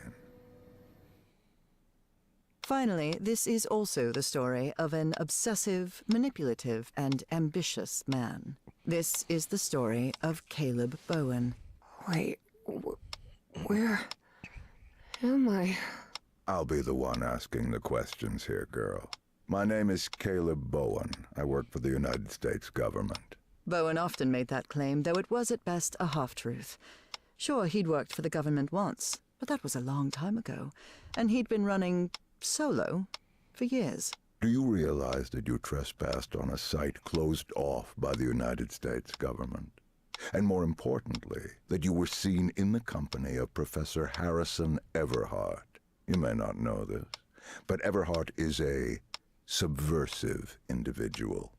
We suspect he may be working for the communists. Bowen kept lying. He knew Harry could be many things, but a communist was definitely not one of them. I'm not talking to you. You can't make me. I see you're not in a talking mood. In any case, I'll show you who Professor Everhart really is. Your father's name was Franklin Drayton. He and his brother Moses ran a workshop in Benoit, Mississippi called Drayton Motors. He died in a work accident in San Francisco in 1934. Is that correct? Can't tell me what to do. You still don't want to talk, huh? It doesn't matter. Do you recognize anyone besides your father in this photograph? Wait, is that Okay. is that well, you just Professor ruined the whole thing. Everhart? Oh, correct. one Everhart led job. an expedition to the Pacific in 1934. Your father was part of that expedition. That was the only truth Bowen told during his conversation with Evangeline. Your father didn't die in San Francisco, Miss Drayton. He died in excruciating agony, alone and abandoned, on an island in the Pacific, and all because of Professor Everhart. I bet he never told you that, did he? In fact, every member of the Everhart expedition died or disappeared under mysterious circumstances. Even the professor's wife, whose strange illness was the impetus for the expedition, died under equally mysterious circumstances. I didn't die under mysterious circumstances. I died in our bed, holding Harry's hand. But Bowen had no interest in telling that part.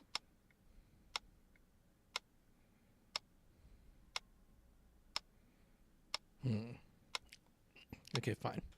How can you possibly know that? One of my associates was part of that expedition. She also perished, though not before informing us of what had happened. Evie was in shock and full of doubt. The professor was a withdrawn and sullen individual and, frankly, really hard to deal with, but could he also be responsible for her father's death? Despite Weren't her they literally doubts, she kept strangers? silent, and wisely so. She still didn't trust this Bowen fella, regardless of his claim that he worked for the government. Now you know the kind of person you've gotten involved with, Evangeline. And the kind of trouble you're in. I have a few questions for you. For your own good, I suggest you cooperate. That platform beneath the lake in the Rappahannock River caves, Dude, what's up with how your did you face? manage to activate it? Don't know. What do you want me to say? I don't know. You must have recognized the girl's cognitive pattern, I'm sure of it. She even mentioned a period of amnesia. Just like Peasley. I hope you're right. Evangeline had not the slightest idea what those two men were talking about. Next question. You said a word while you were asleep. Nakotis. Do you know what that means? I don't know. I don't know It's- anything. It's just a word that appears in my dreams. What dreams are you talking about? My recurring dreams. I see a so bad at civilization in this. ruins that... Evie stopped dead in her tracks again. Yeah. Maybe she said too much.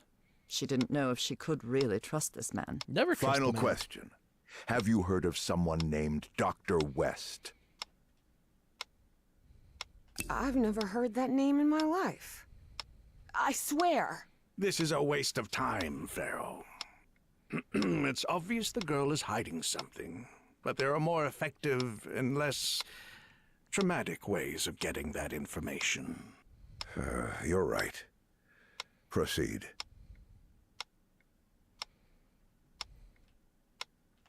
You expect me to buy that this old geezer with a bow tie works for the government, too?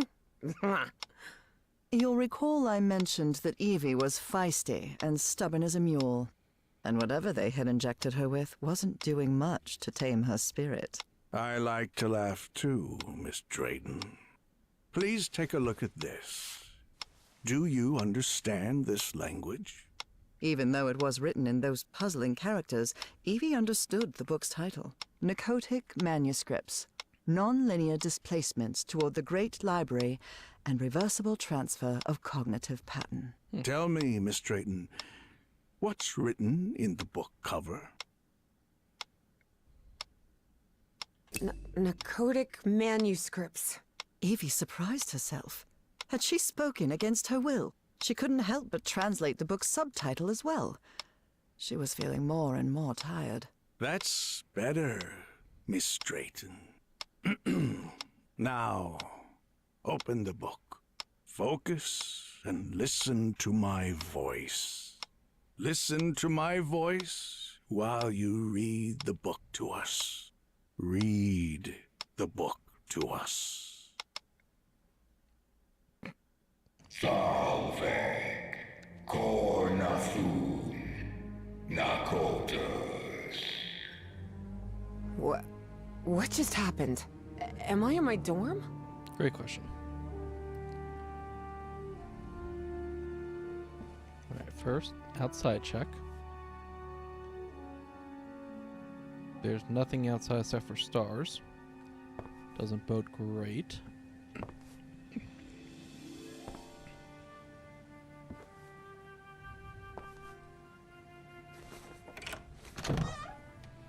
Yep. Oh no, Evie was not in her dorm room. Not at all. Hey, Whoosh. over here, Evangeline. Hey, how are things, kid? Papa! Papa! But it can't be! You're alive? Oh, of course I am, darling. But you have to find a way. That was not her father, of course. You must reach Nakotas. Have I crossed another one of those portals?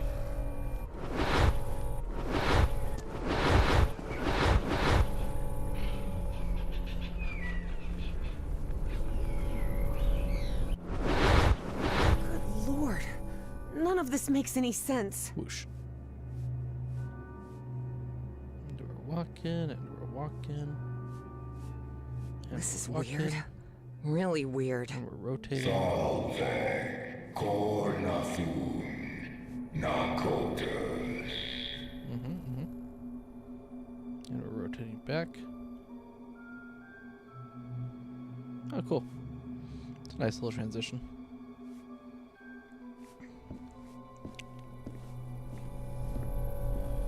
Dropping motors? Dad and Uncle Mo's motor shop in Benoit? Oh. Oh, key. This key just appeared, out of the blue. Found the out of the blue key. Weird. Okay. I guess that was a secret that was supposed to be found. Interesting.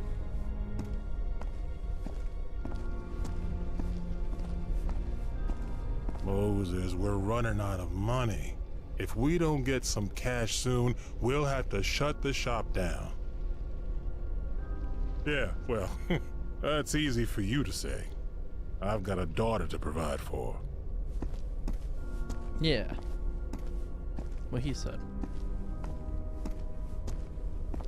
Miskatonic University ain't cheap. You're a whiz, mister. Would you be interested by any chance in an exciting job opportunity in the Pacific?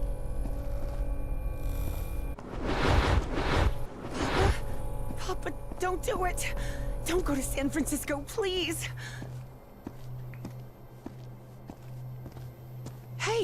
What just happened? It'll only be a few days, Jitterbug. I'll be back before you can say Jack Robinson. Meow.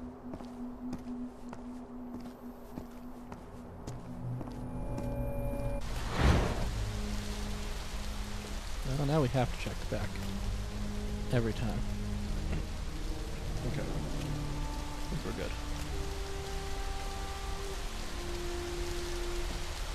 Drayton is dead, but it doesn't matter. His death brings me closer to an answer. I'll do whatever it takes. The only thing that matters is Nora's life. Wait, no. That doesn't sound like the professor at all. Evie realized Bowen's lies were seeping into her thoughts.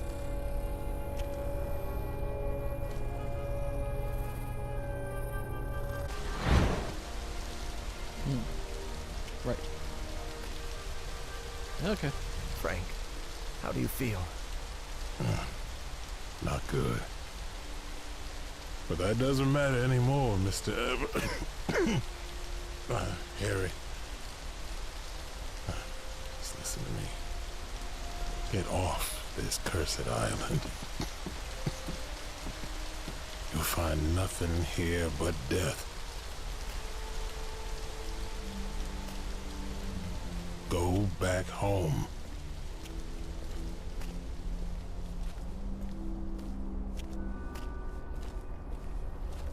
And there's another thing I want to ask of you.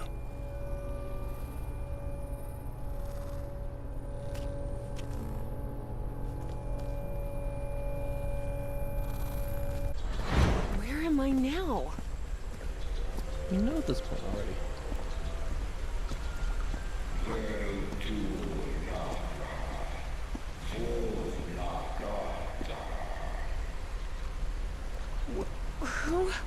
Who are you? How far back did this go? Just to here? Okay. The great engineer?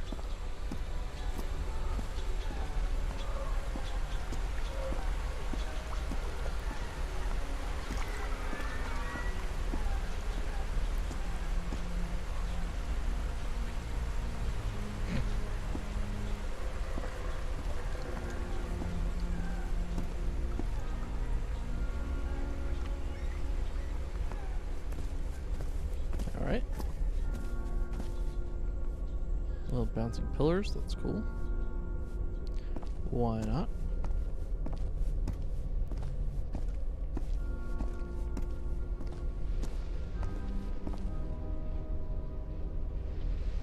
I don't think they were moving last time in the dream. Maybe I'm just misremembering.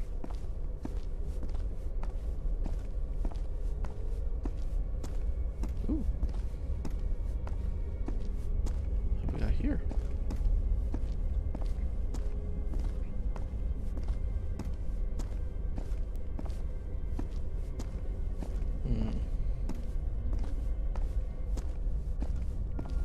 Got this new key, and I don't know if that means I'm supposed to use it somewhere. Doesn't look like anywhere here. Can I like check my inventory or something? No. Okay. Alright.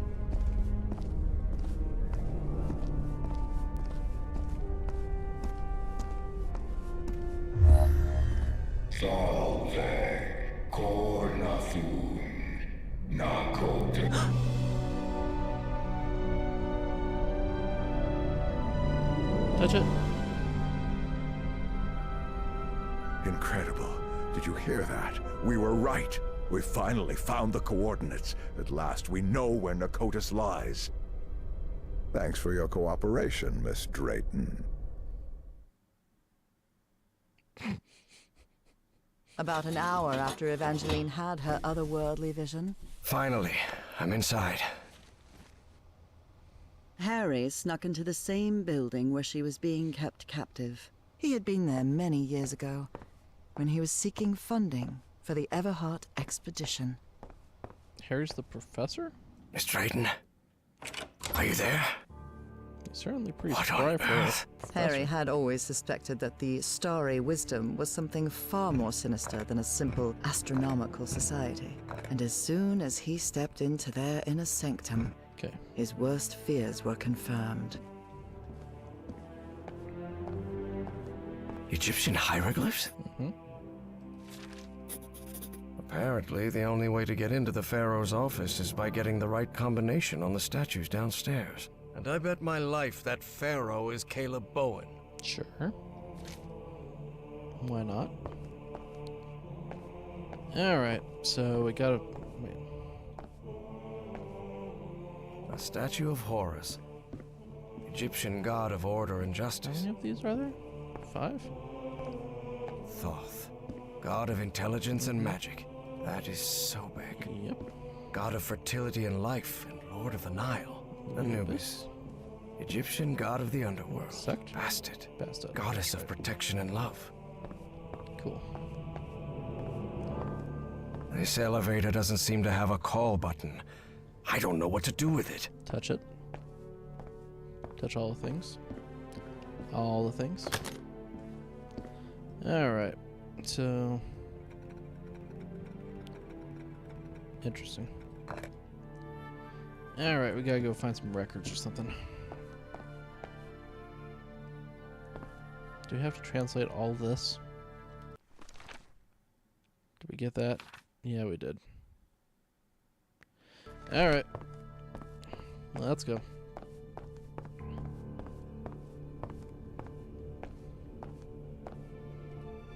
Ooh, drawers. A tetrahedron. Okay. Wait, that's it? Okay. Only those who have been enlightened know the divine geometry of the tetrahedron, which grants access to the gates of knowledge. What's this load of baloney? Alright. These people are out of their minds, no doubt about it. And they clearly have a pathological obsession with Egypt. There's a pyramid in the center of this chamber. I wonder if... certain sections of this pyramid seem to move. For a moment, Harry wondered whether it was a good idea to mess with the mechanism, but he quickly dismissed the thought. Even if it meant alerting someone, he had to find Evangeline and get out of there. Sure, sure.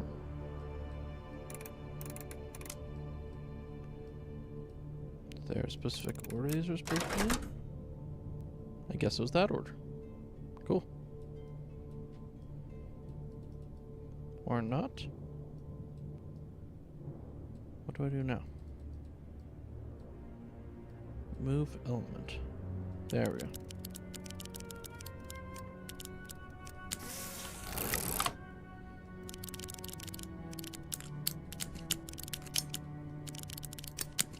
Yep. That's not what I do. Okay.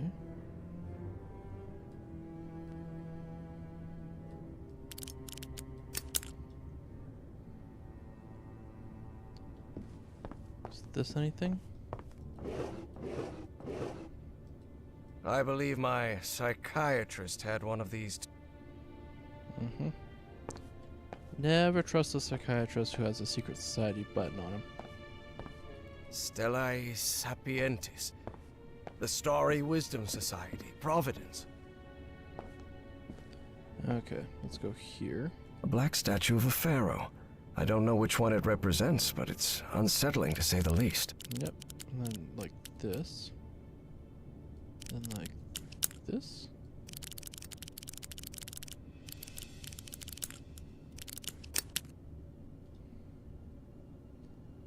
Okay.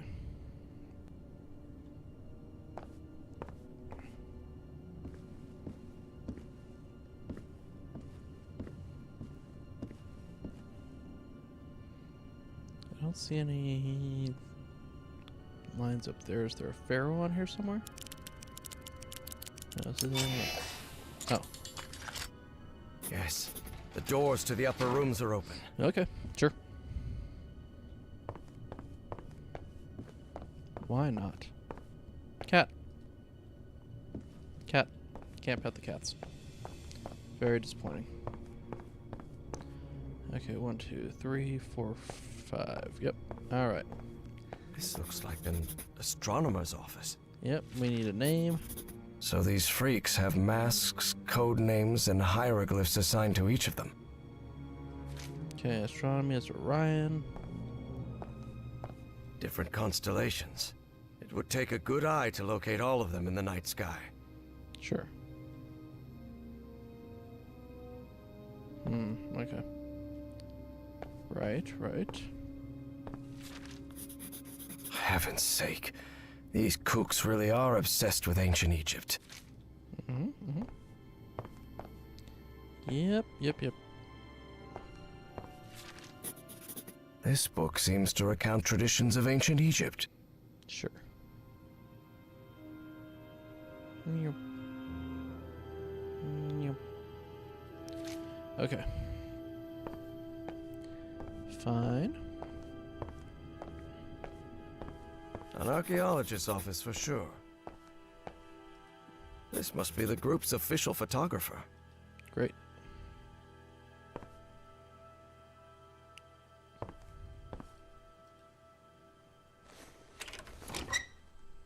Okay, dark room, cool. A bin full of discarded prints. Trays with various chemical substances. They even have the molecular structures written on the bottles. Am I going to have Looks to like a develop a device picture? to make prints from photographic film. Yeah. Yep. Alright. Let's see what we got.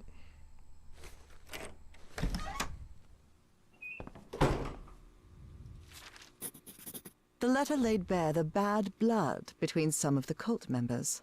Something pretty common when power-hungry fanatics are involved. Okay, so Lynx is Larry. Good to know.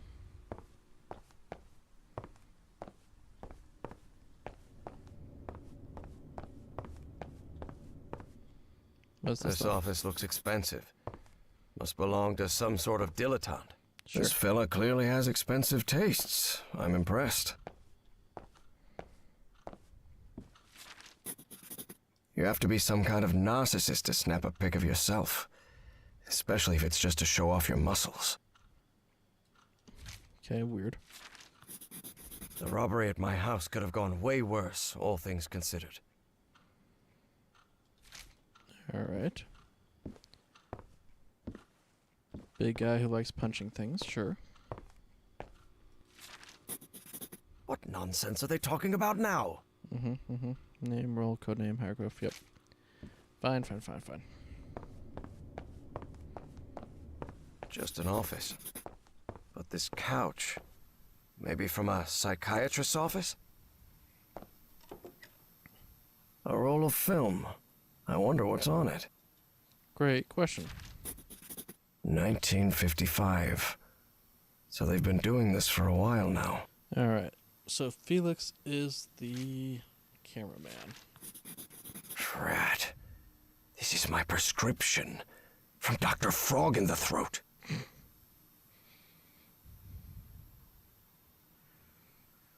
Drat. Oh, gotcha. This is my... His name was Dr. Frog in the Throat, and you didn't find that weird? So the good doctor tried to make off with pieces of the Black Ooze statuette. Wrong move, pal. Oh, that's what's wrong with his face, okay. Pharaoh already announced the ritual positions. I'll have to be next to Orion nearly all year. Harry immediately recognized the voice of Dr. Frog in the Throat. I've always despised spoiled rich kids, and Orion's no exception. I'll have to pretend I tolerate him, but luckily I'm fairly skilled at pretending. He sounds glad to be rid of him. Okay. This metronome still makes my skin crawl.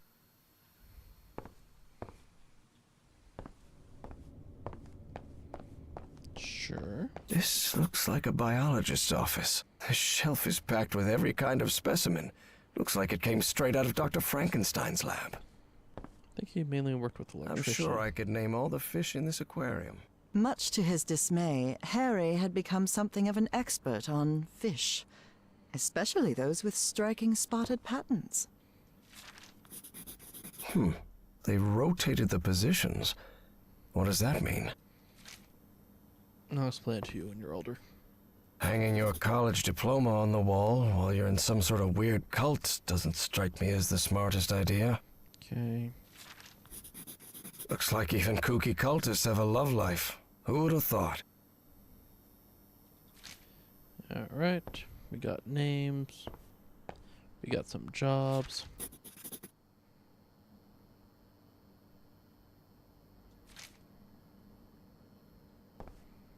Yep, okay. Yeah, alright. Let's go do some development.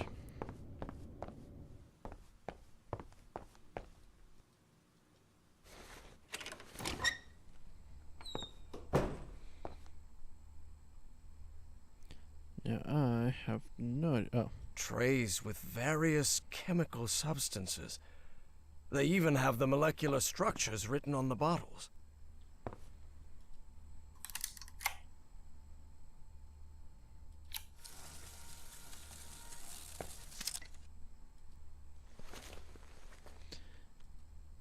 This isn't organized left to right.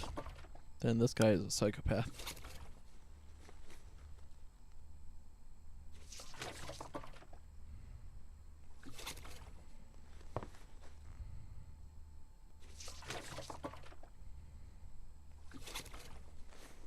Okay, good.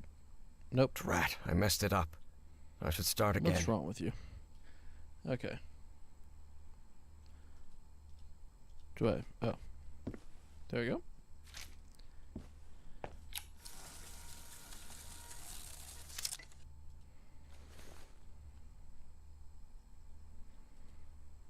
Let's try this.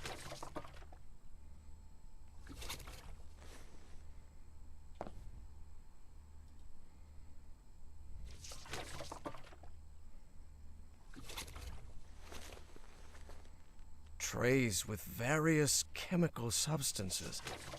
They even have the molecular structures written on the bottles. Yep, okay. Drat, I messed it up. I should start again.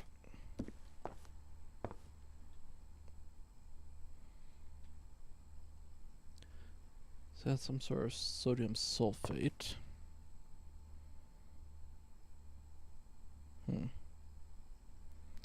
It's a carbon molecule. No, it's not. Well, maybe. 2OH. Huh.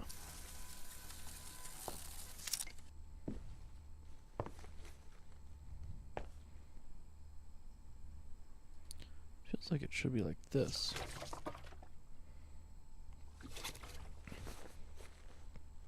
Okay, so the photograph does the same thing regardless. Trays with various chemical substances. They even have the molecular structures written on the bottles.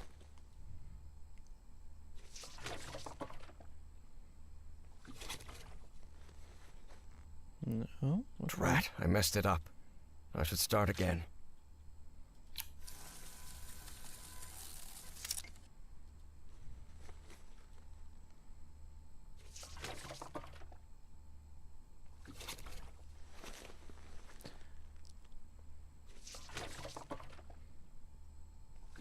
This is exciting gameplay right here.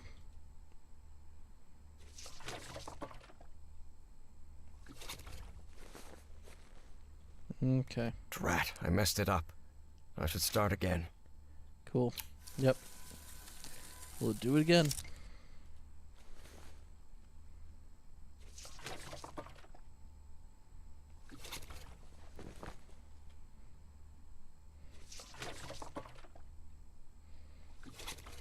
Can I complete every permutation without getting it right?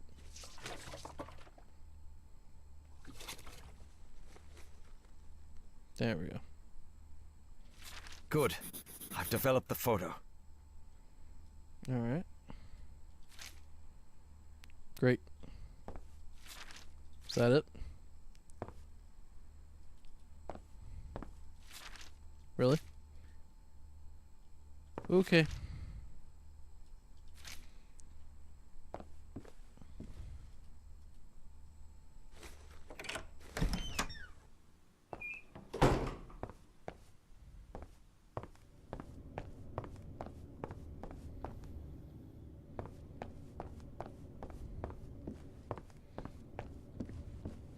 Let's go see what we can do.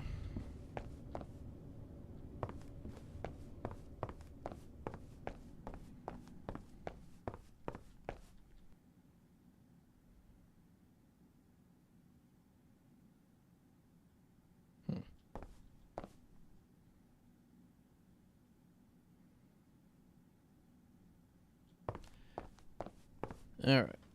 What have we got?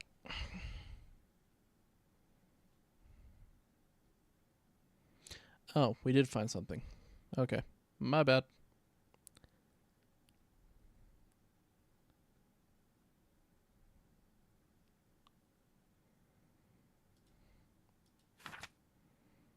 Okay.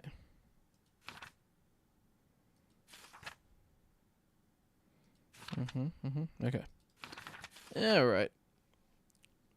I'm missing stuff for the archaeologist.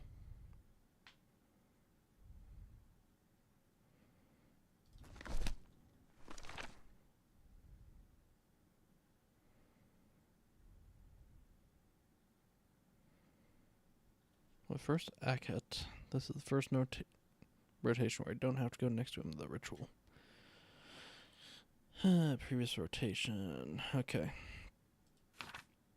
So 10, 28, 97. So we're in third.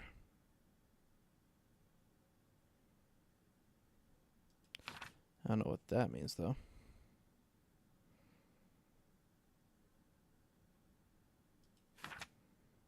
Sure. Their credentials, their position, that month's order of the ritual.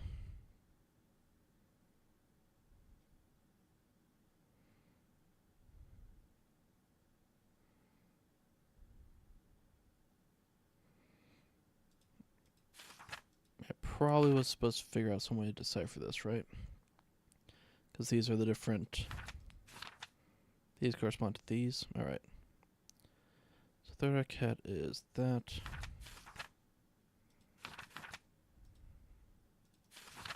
So it's gotta be this. This is 1, this is 2, this is 3, 4, 5, I'm guessing.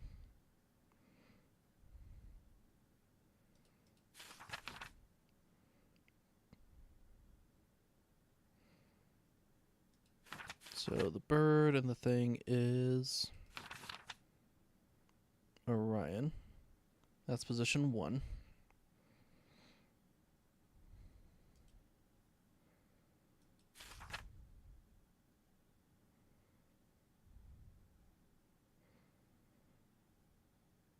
Orion is the dilettante. Right. Okay, so...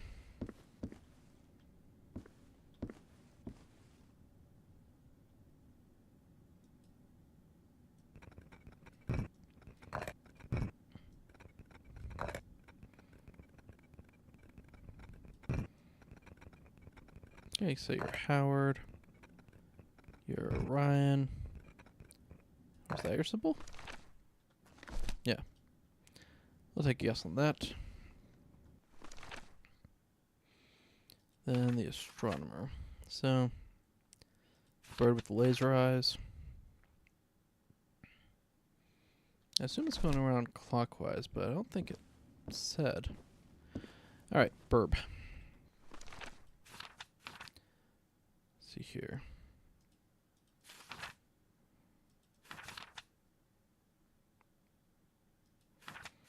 Last one to go is the astronomer.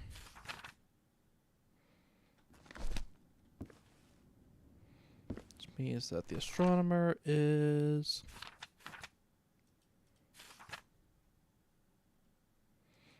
the one we don't have anything on.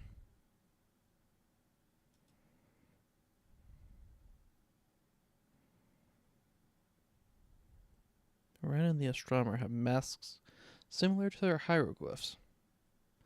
I don't know what that means. But we'll assume that you're the astronomer right here. You're going 5. Oh, wait. No, it's got to match up with this. That makes sense. Okay, so you're good. You're the crocodile, right? Yep. All right. The astronomer is the one not in the picture? No. Felix is taking the picture. So Felix is the not the catbird Anubis or catbird this, whatever this is, right? Alright, so you're Felix.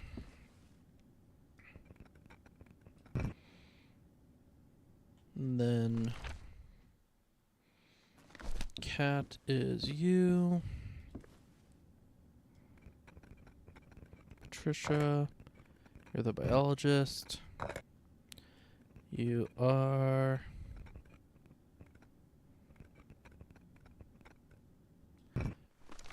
what did we have on links? Last in the previous rotation.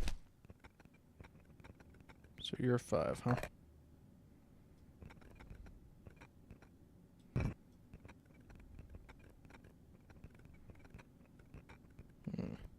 Okay. I think there's probably something I need to learn.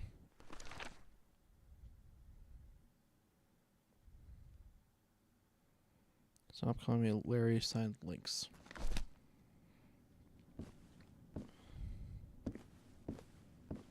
So all of you is Larry and links. Alright.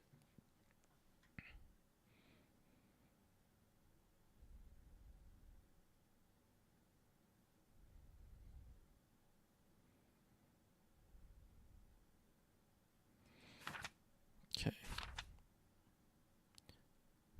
For Felix. Dr. Eugene Kingsley. It's the first time where I don't have to go next to him in the ritual. So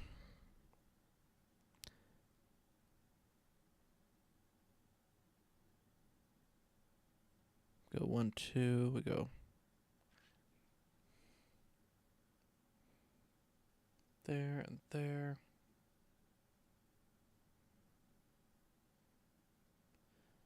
Well, that doesn't help, does it?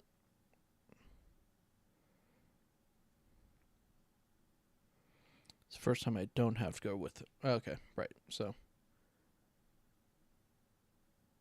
that means that Eugene is whatever this symbol is.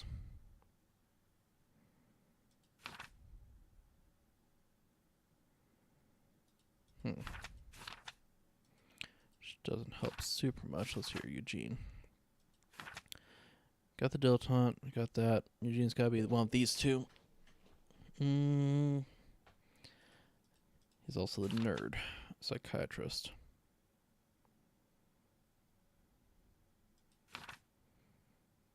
Well, it could be the burb. Take a chance on him being the burb.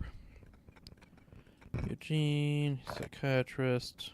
Your symbol is that, I believe. Yes. Yes, yes.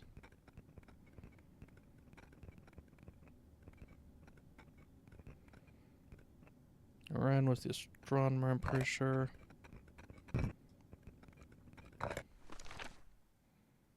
Looks like he goes 3rd. If these are in the correct order, which I assume they are.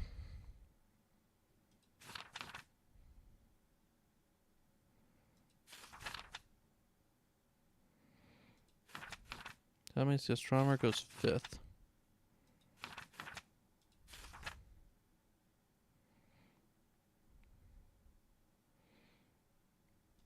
Felix is the astronomer? Okay. Felix, the astronomer. Going last. Nope, that's not right. Where's that? 1, 2. Yes, it is last. Cool. 5. Great. Felix astronomer.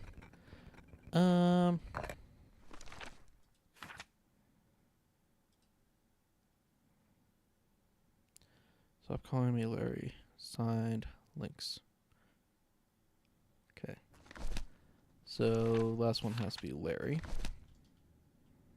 Do we get names for everybody else? Yeah. Yes. So you've got to be Larry.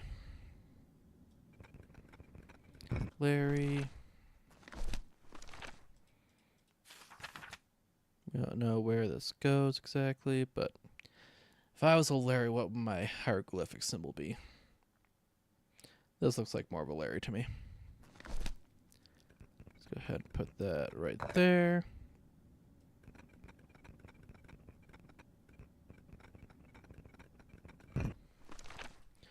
Larry. Astronomer, he's not the archaeologist, he's not the dilettante, he's not the biologist. No.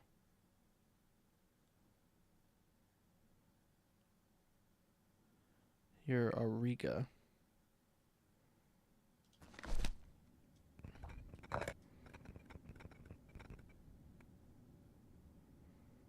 No, I got that wrong. Right? No. Because we're talking about the archaeologist. Right, okay.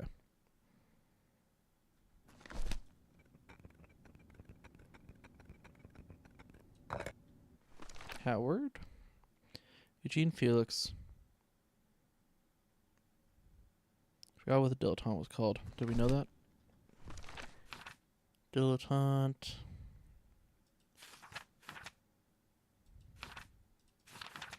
Or did we just guess that? Probably just guessed it.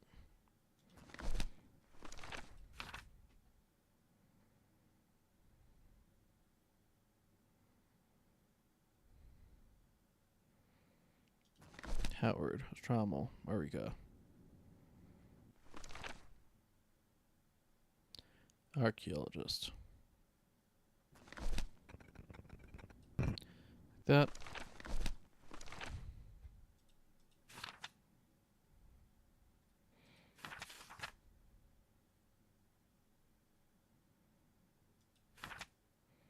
And he's got to be not in 5th. All right.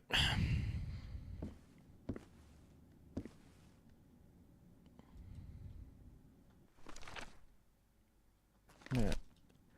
Let's go see if I'm missing any information. I feel like I'm getting pretty close. Oh, did I check these before? I honestly can't remember.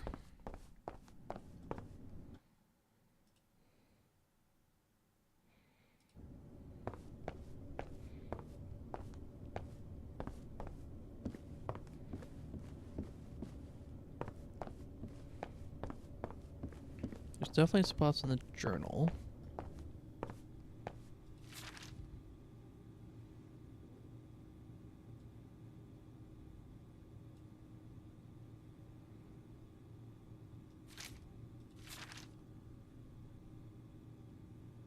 The symbol matches mass just as yours does.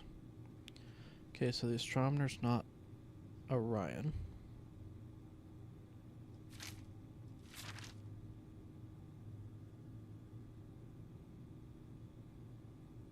Guess that means that the bird matches the mask and the crocodile matches the mask. It's the only explanation I can think of for the whole it matches the Different mask. constellations. It would take a good eye to locate all of them in the night sky. Mm-hmm. Okay. Take any drawers that I missed. Nothing here, nothing there. Alright, got those. Nothing in the trash can.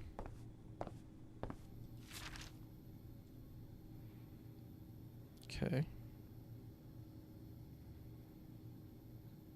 Bowen. Okay, nothing new there.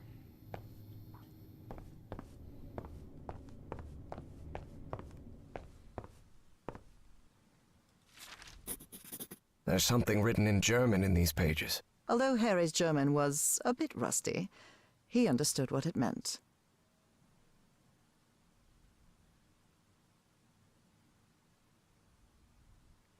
Although these savage traditions disgust me, I have no choice but to accept them. Okay. Direction of the figure faces. Figure's face determine the opposite reading direction. Face right, then it's read from right to left. Right. So that means that the order is probably reversed. Okay. Good to know, good to know.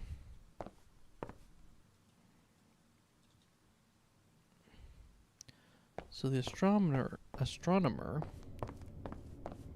is the astronomer. The photographer? But the archaeologist is the photographer. Okay, the astronomer's over here. That's what was throwing me off. I see. Okay, cool. So now do we have all the information? Missing something in the dilettante's room, it looks like. Let's go take a look.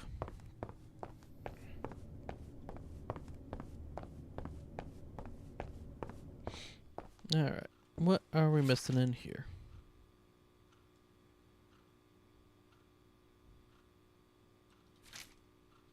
Okie dokie. This fella clearly has expensive tastes. Yep. I'm impressed. Okay. Pictures, paintings. Is there something on the desk I missed?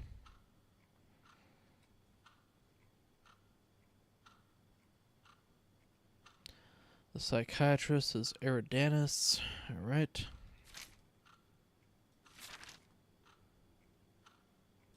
Sure. Is this October 29th. Okay. Alright. Well, I feel like we actually had pretty much all the information we needed. Except for the reading from right to left. That would have been a problem.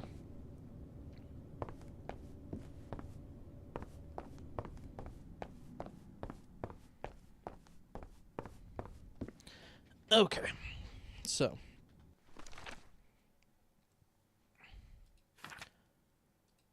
We are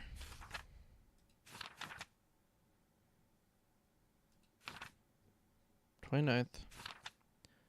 We're here. So we start with this, the astronomer. The astronomer is number one. The astronomer is also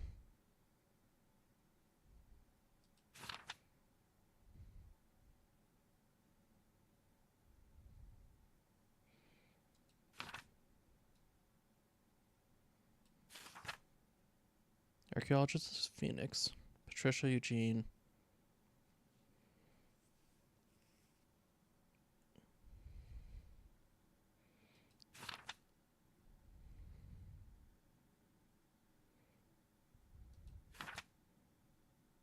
So it's either Howard or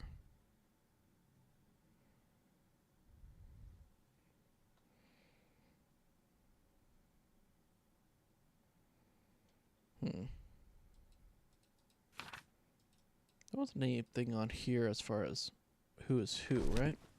That's not something I just missed when I hung up the picture.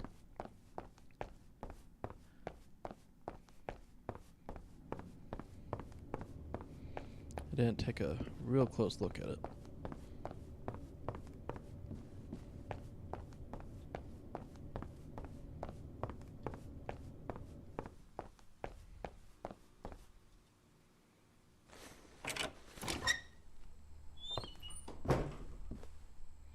No.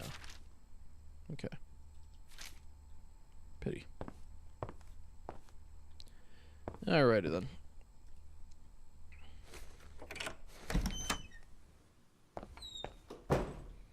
Nothing here. This guy has been all over the world. Nothing here. Okay. Oh. 11 shovel.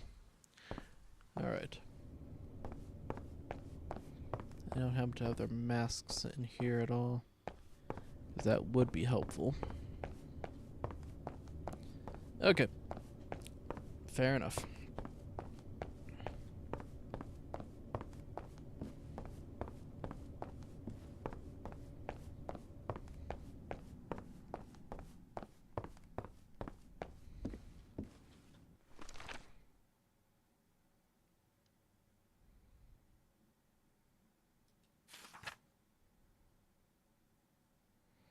It being less than the previous rotation.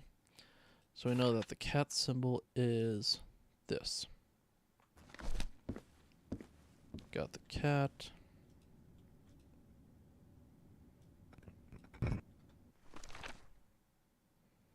You are now number 3. Nope, last. That. You are now number 3. You are the biologist, and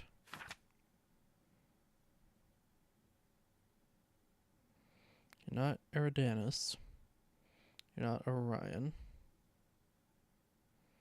Not that.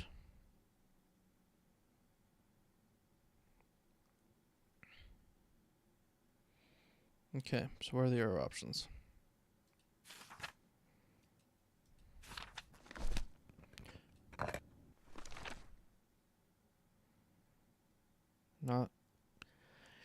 You're not Lynx.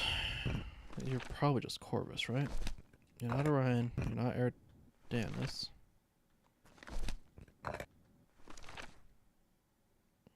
There we go.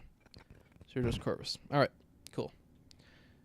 Easiest one right there. Big guy's the crocodile.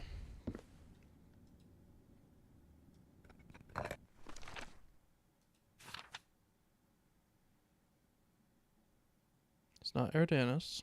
It's not Corvus.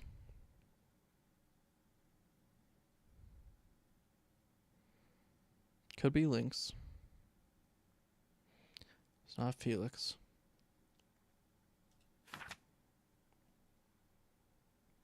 It's not Orion. He's not the astronomer.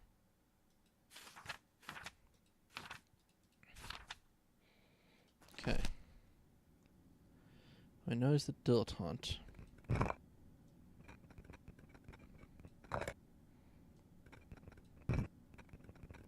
Let's do that for a second.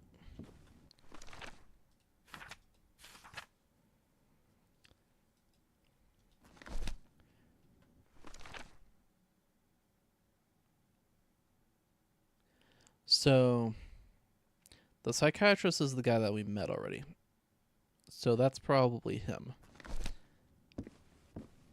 If I'm reading faces correctly.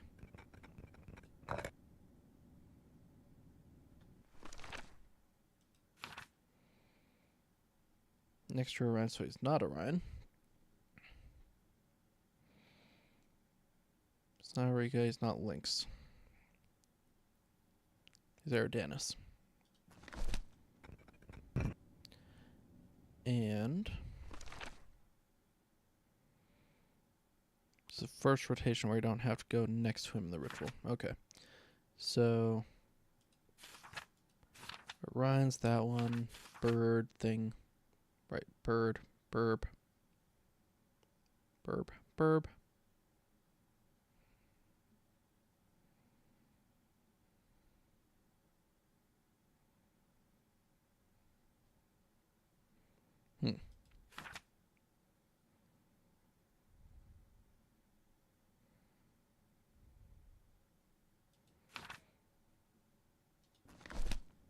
Didn't I say that that one was for the cat, though? Oh. Okay, no, that's correct. Okay. And this one he's going 2, 3.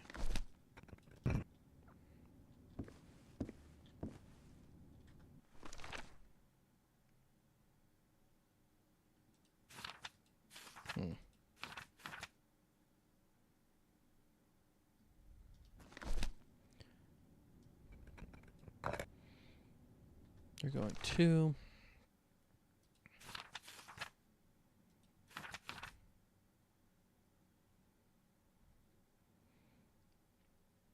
Probably means that the crocodile's going 1.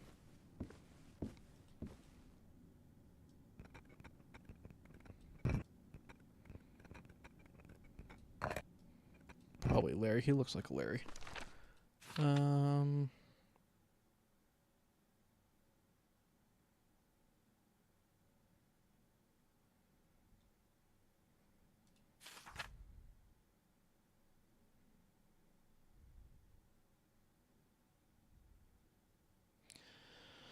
No, then the astronomer would be.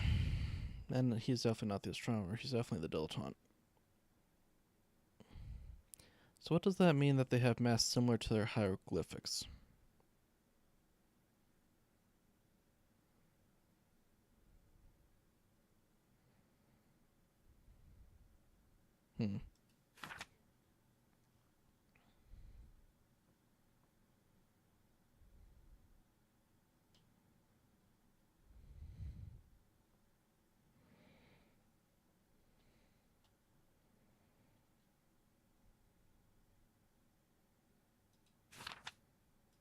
It's very weird.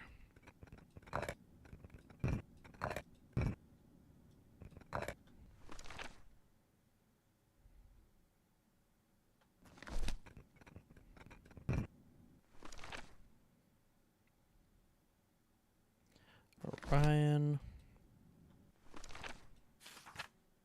Based off that.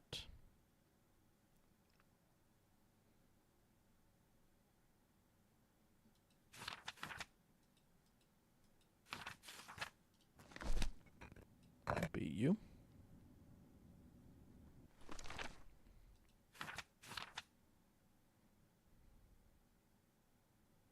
Similar to their hieroglyphs. That's such a weird way to describe it.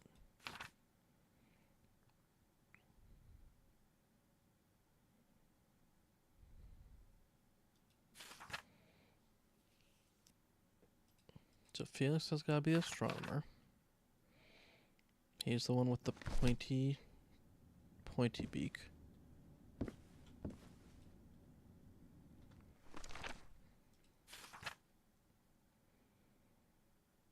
You're Riga.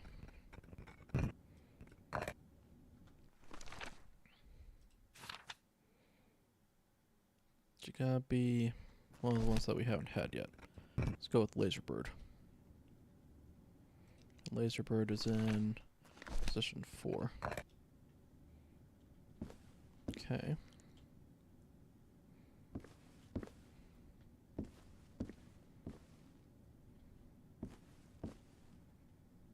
Okay.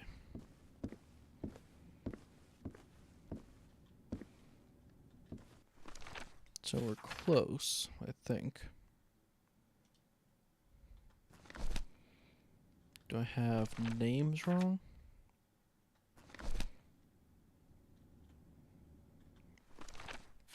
Maybe positions wrong. Okay. Let's take a look.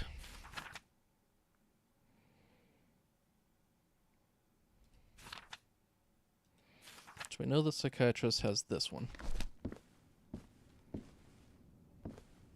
Yep. Great. We know that the biologist was last in the previous rotation, which makes that one you. Yep. Okay, and you're in position 2. We know that Ryan and the astronomer are there and there.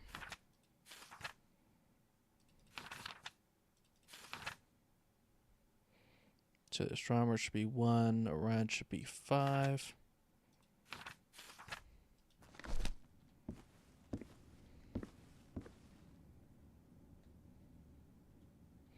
Oh, is that where I messed up? Wait. Astronomer. That's where I messed up. At least one of the places where I messed up. Okay, astronomer. Ah, crap. The archaeologist was the one who was taking pictures. Okay. Right. Okay.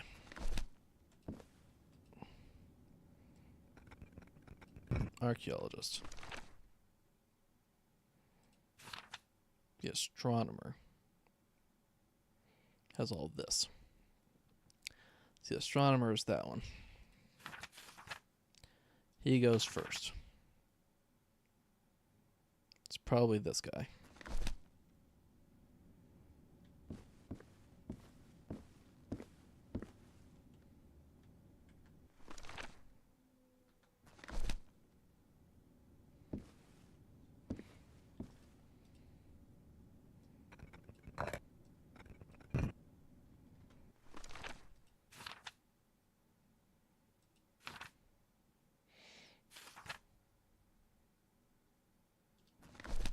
Larry,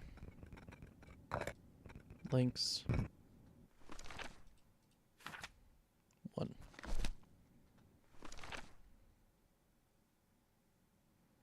Three? No, 1. Okay.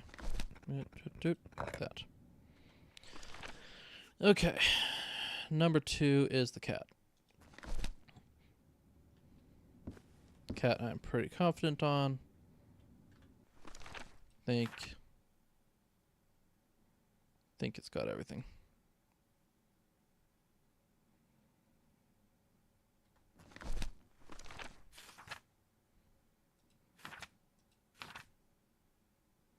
Number 3 is that, which we've determined that it has to be the psychiatrist, who has to be in this outfit. Gene psychiatrist or Randus.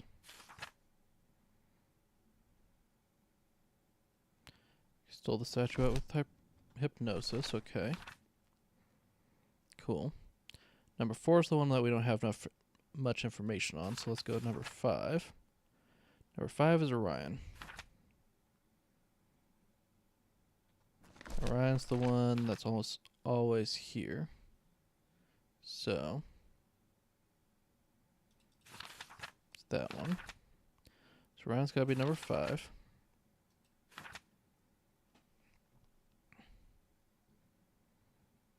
It's the rich kid, which I assume means that's the dilettante, which means that's you. And you are number 5. You're not number 1. Wait. This isn't right. Okay. So I do have to hit the button at some point. Cool.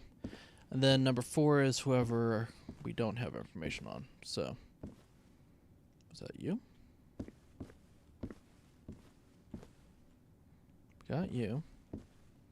Got you. Maybe Larry and Howard have the wrong names. So we got 1, 2, 3, 4, 5. Nope. 5, 4. Is that right? It's gotta be right. Because Orion definitely goes last on here. Okay. Oh, that's annoying. Alright. What other things could I be missing? Could this be Larry? Where did Larry and Howard actually come up?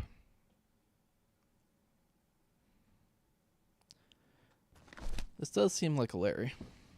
Should make you a Howard? Nope, I'm getting something wrong. Interesting.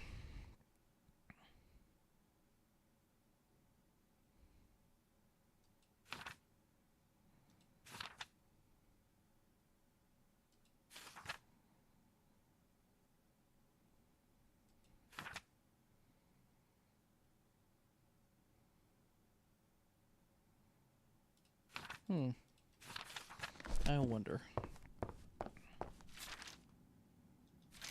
Is it possible to base anything off handwriting in those notes? Seems like it shouldn't be, given that it doesn't show up in your journal, but let me see here.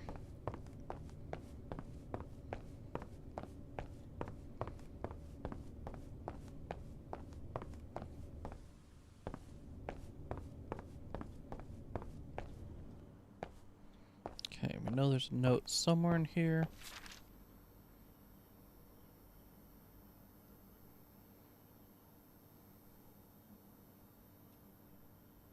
Okay.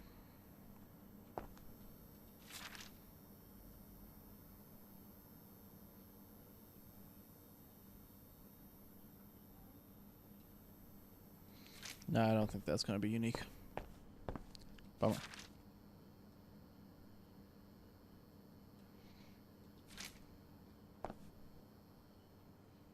Okay.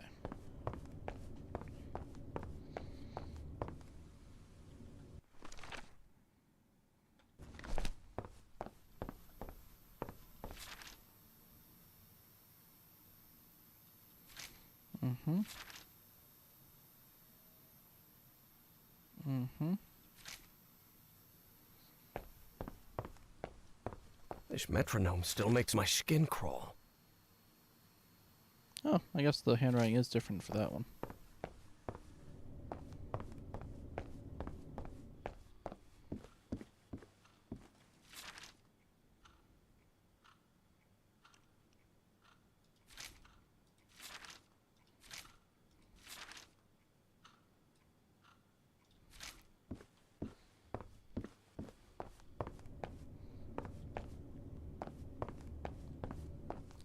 I'm pretty sure I just have like one thing off by having trouble. Okay.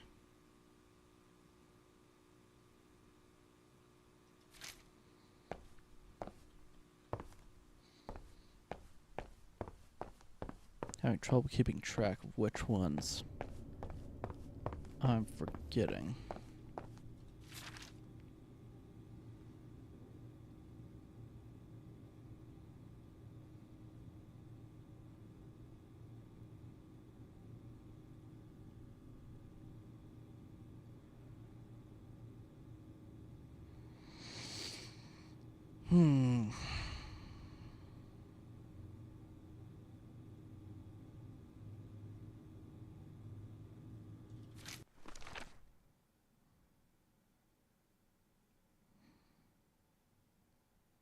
Are these not in order?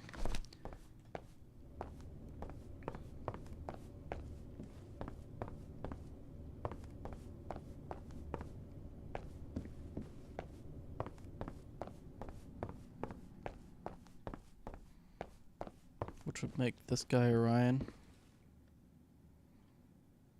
No. I guess so. Huh. And the astronomer's that one.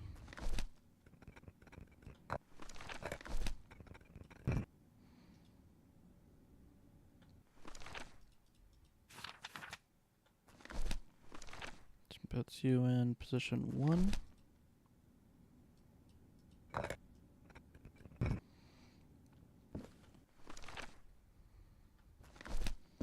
Then the astronomer would be this one.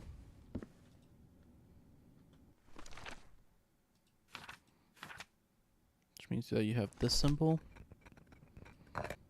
And that way the masks actually do match up. Which would put you in position 5. Let's try this.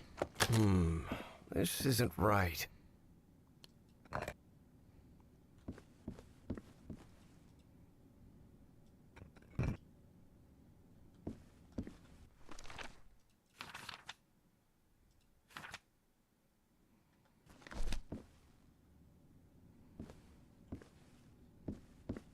Nope, I'm getting something wrong. Fascinating. That one seemed to actually be going pretty well. They're in Link's matchup.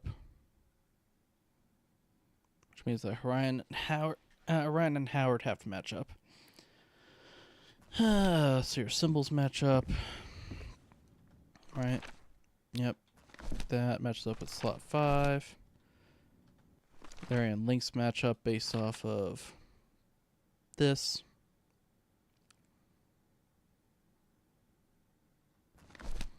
And he's the astronomer. Because he's got the bird head.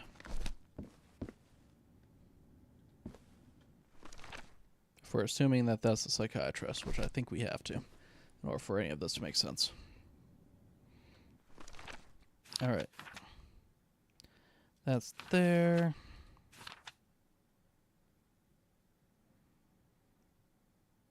Patricia. Last in the previous rotation, which means that's gotta be that.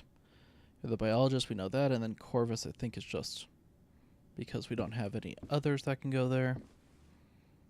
Eugene is a psychiatrist. You did not like being next to this guy. Wait, Orion. That means that there's a different symbol.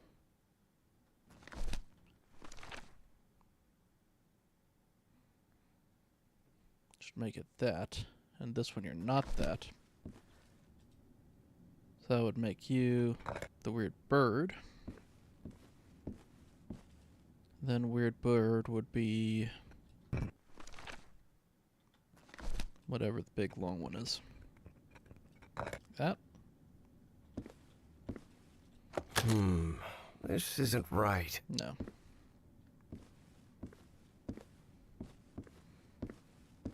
Okay.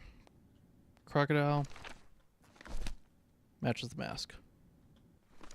We know he's the big guy. So he knows the dilettante. We know that he knows how to tell dates. It's very important.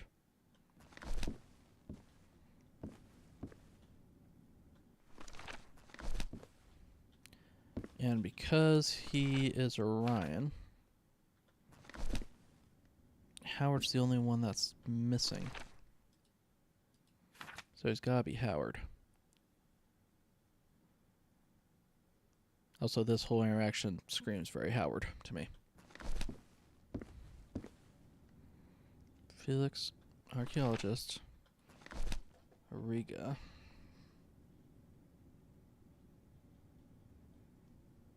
That symbol.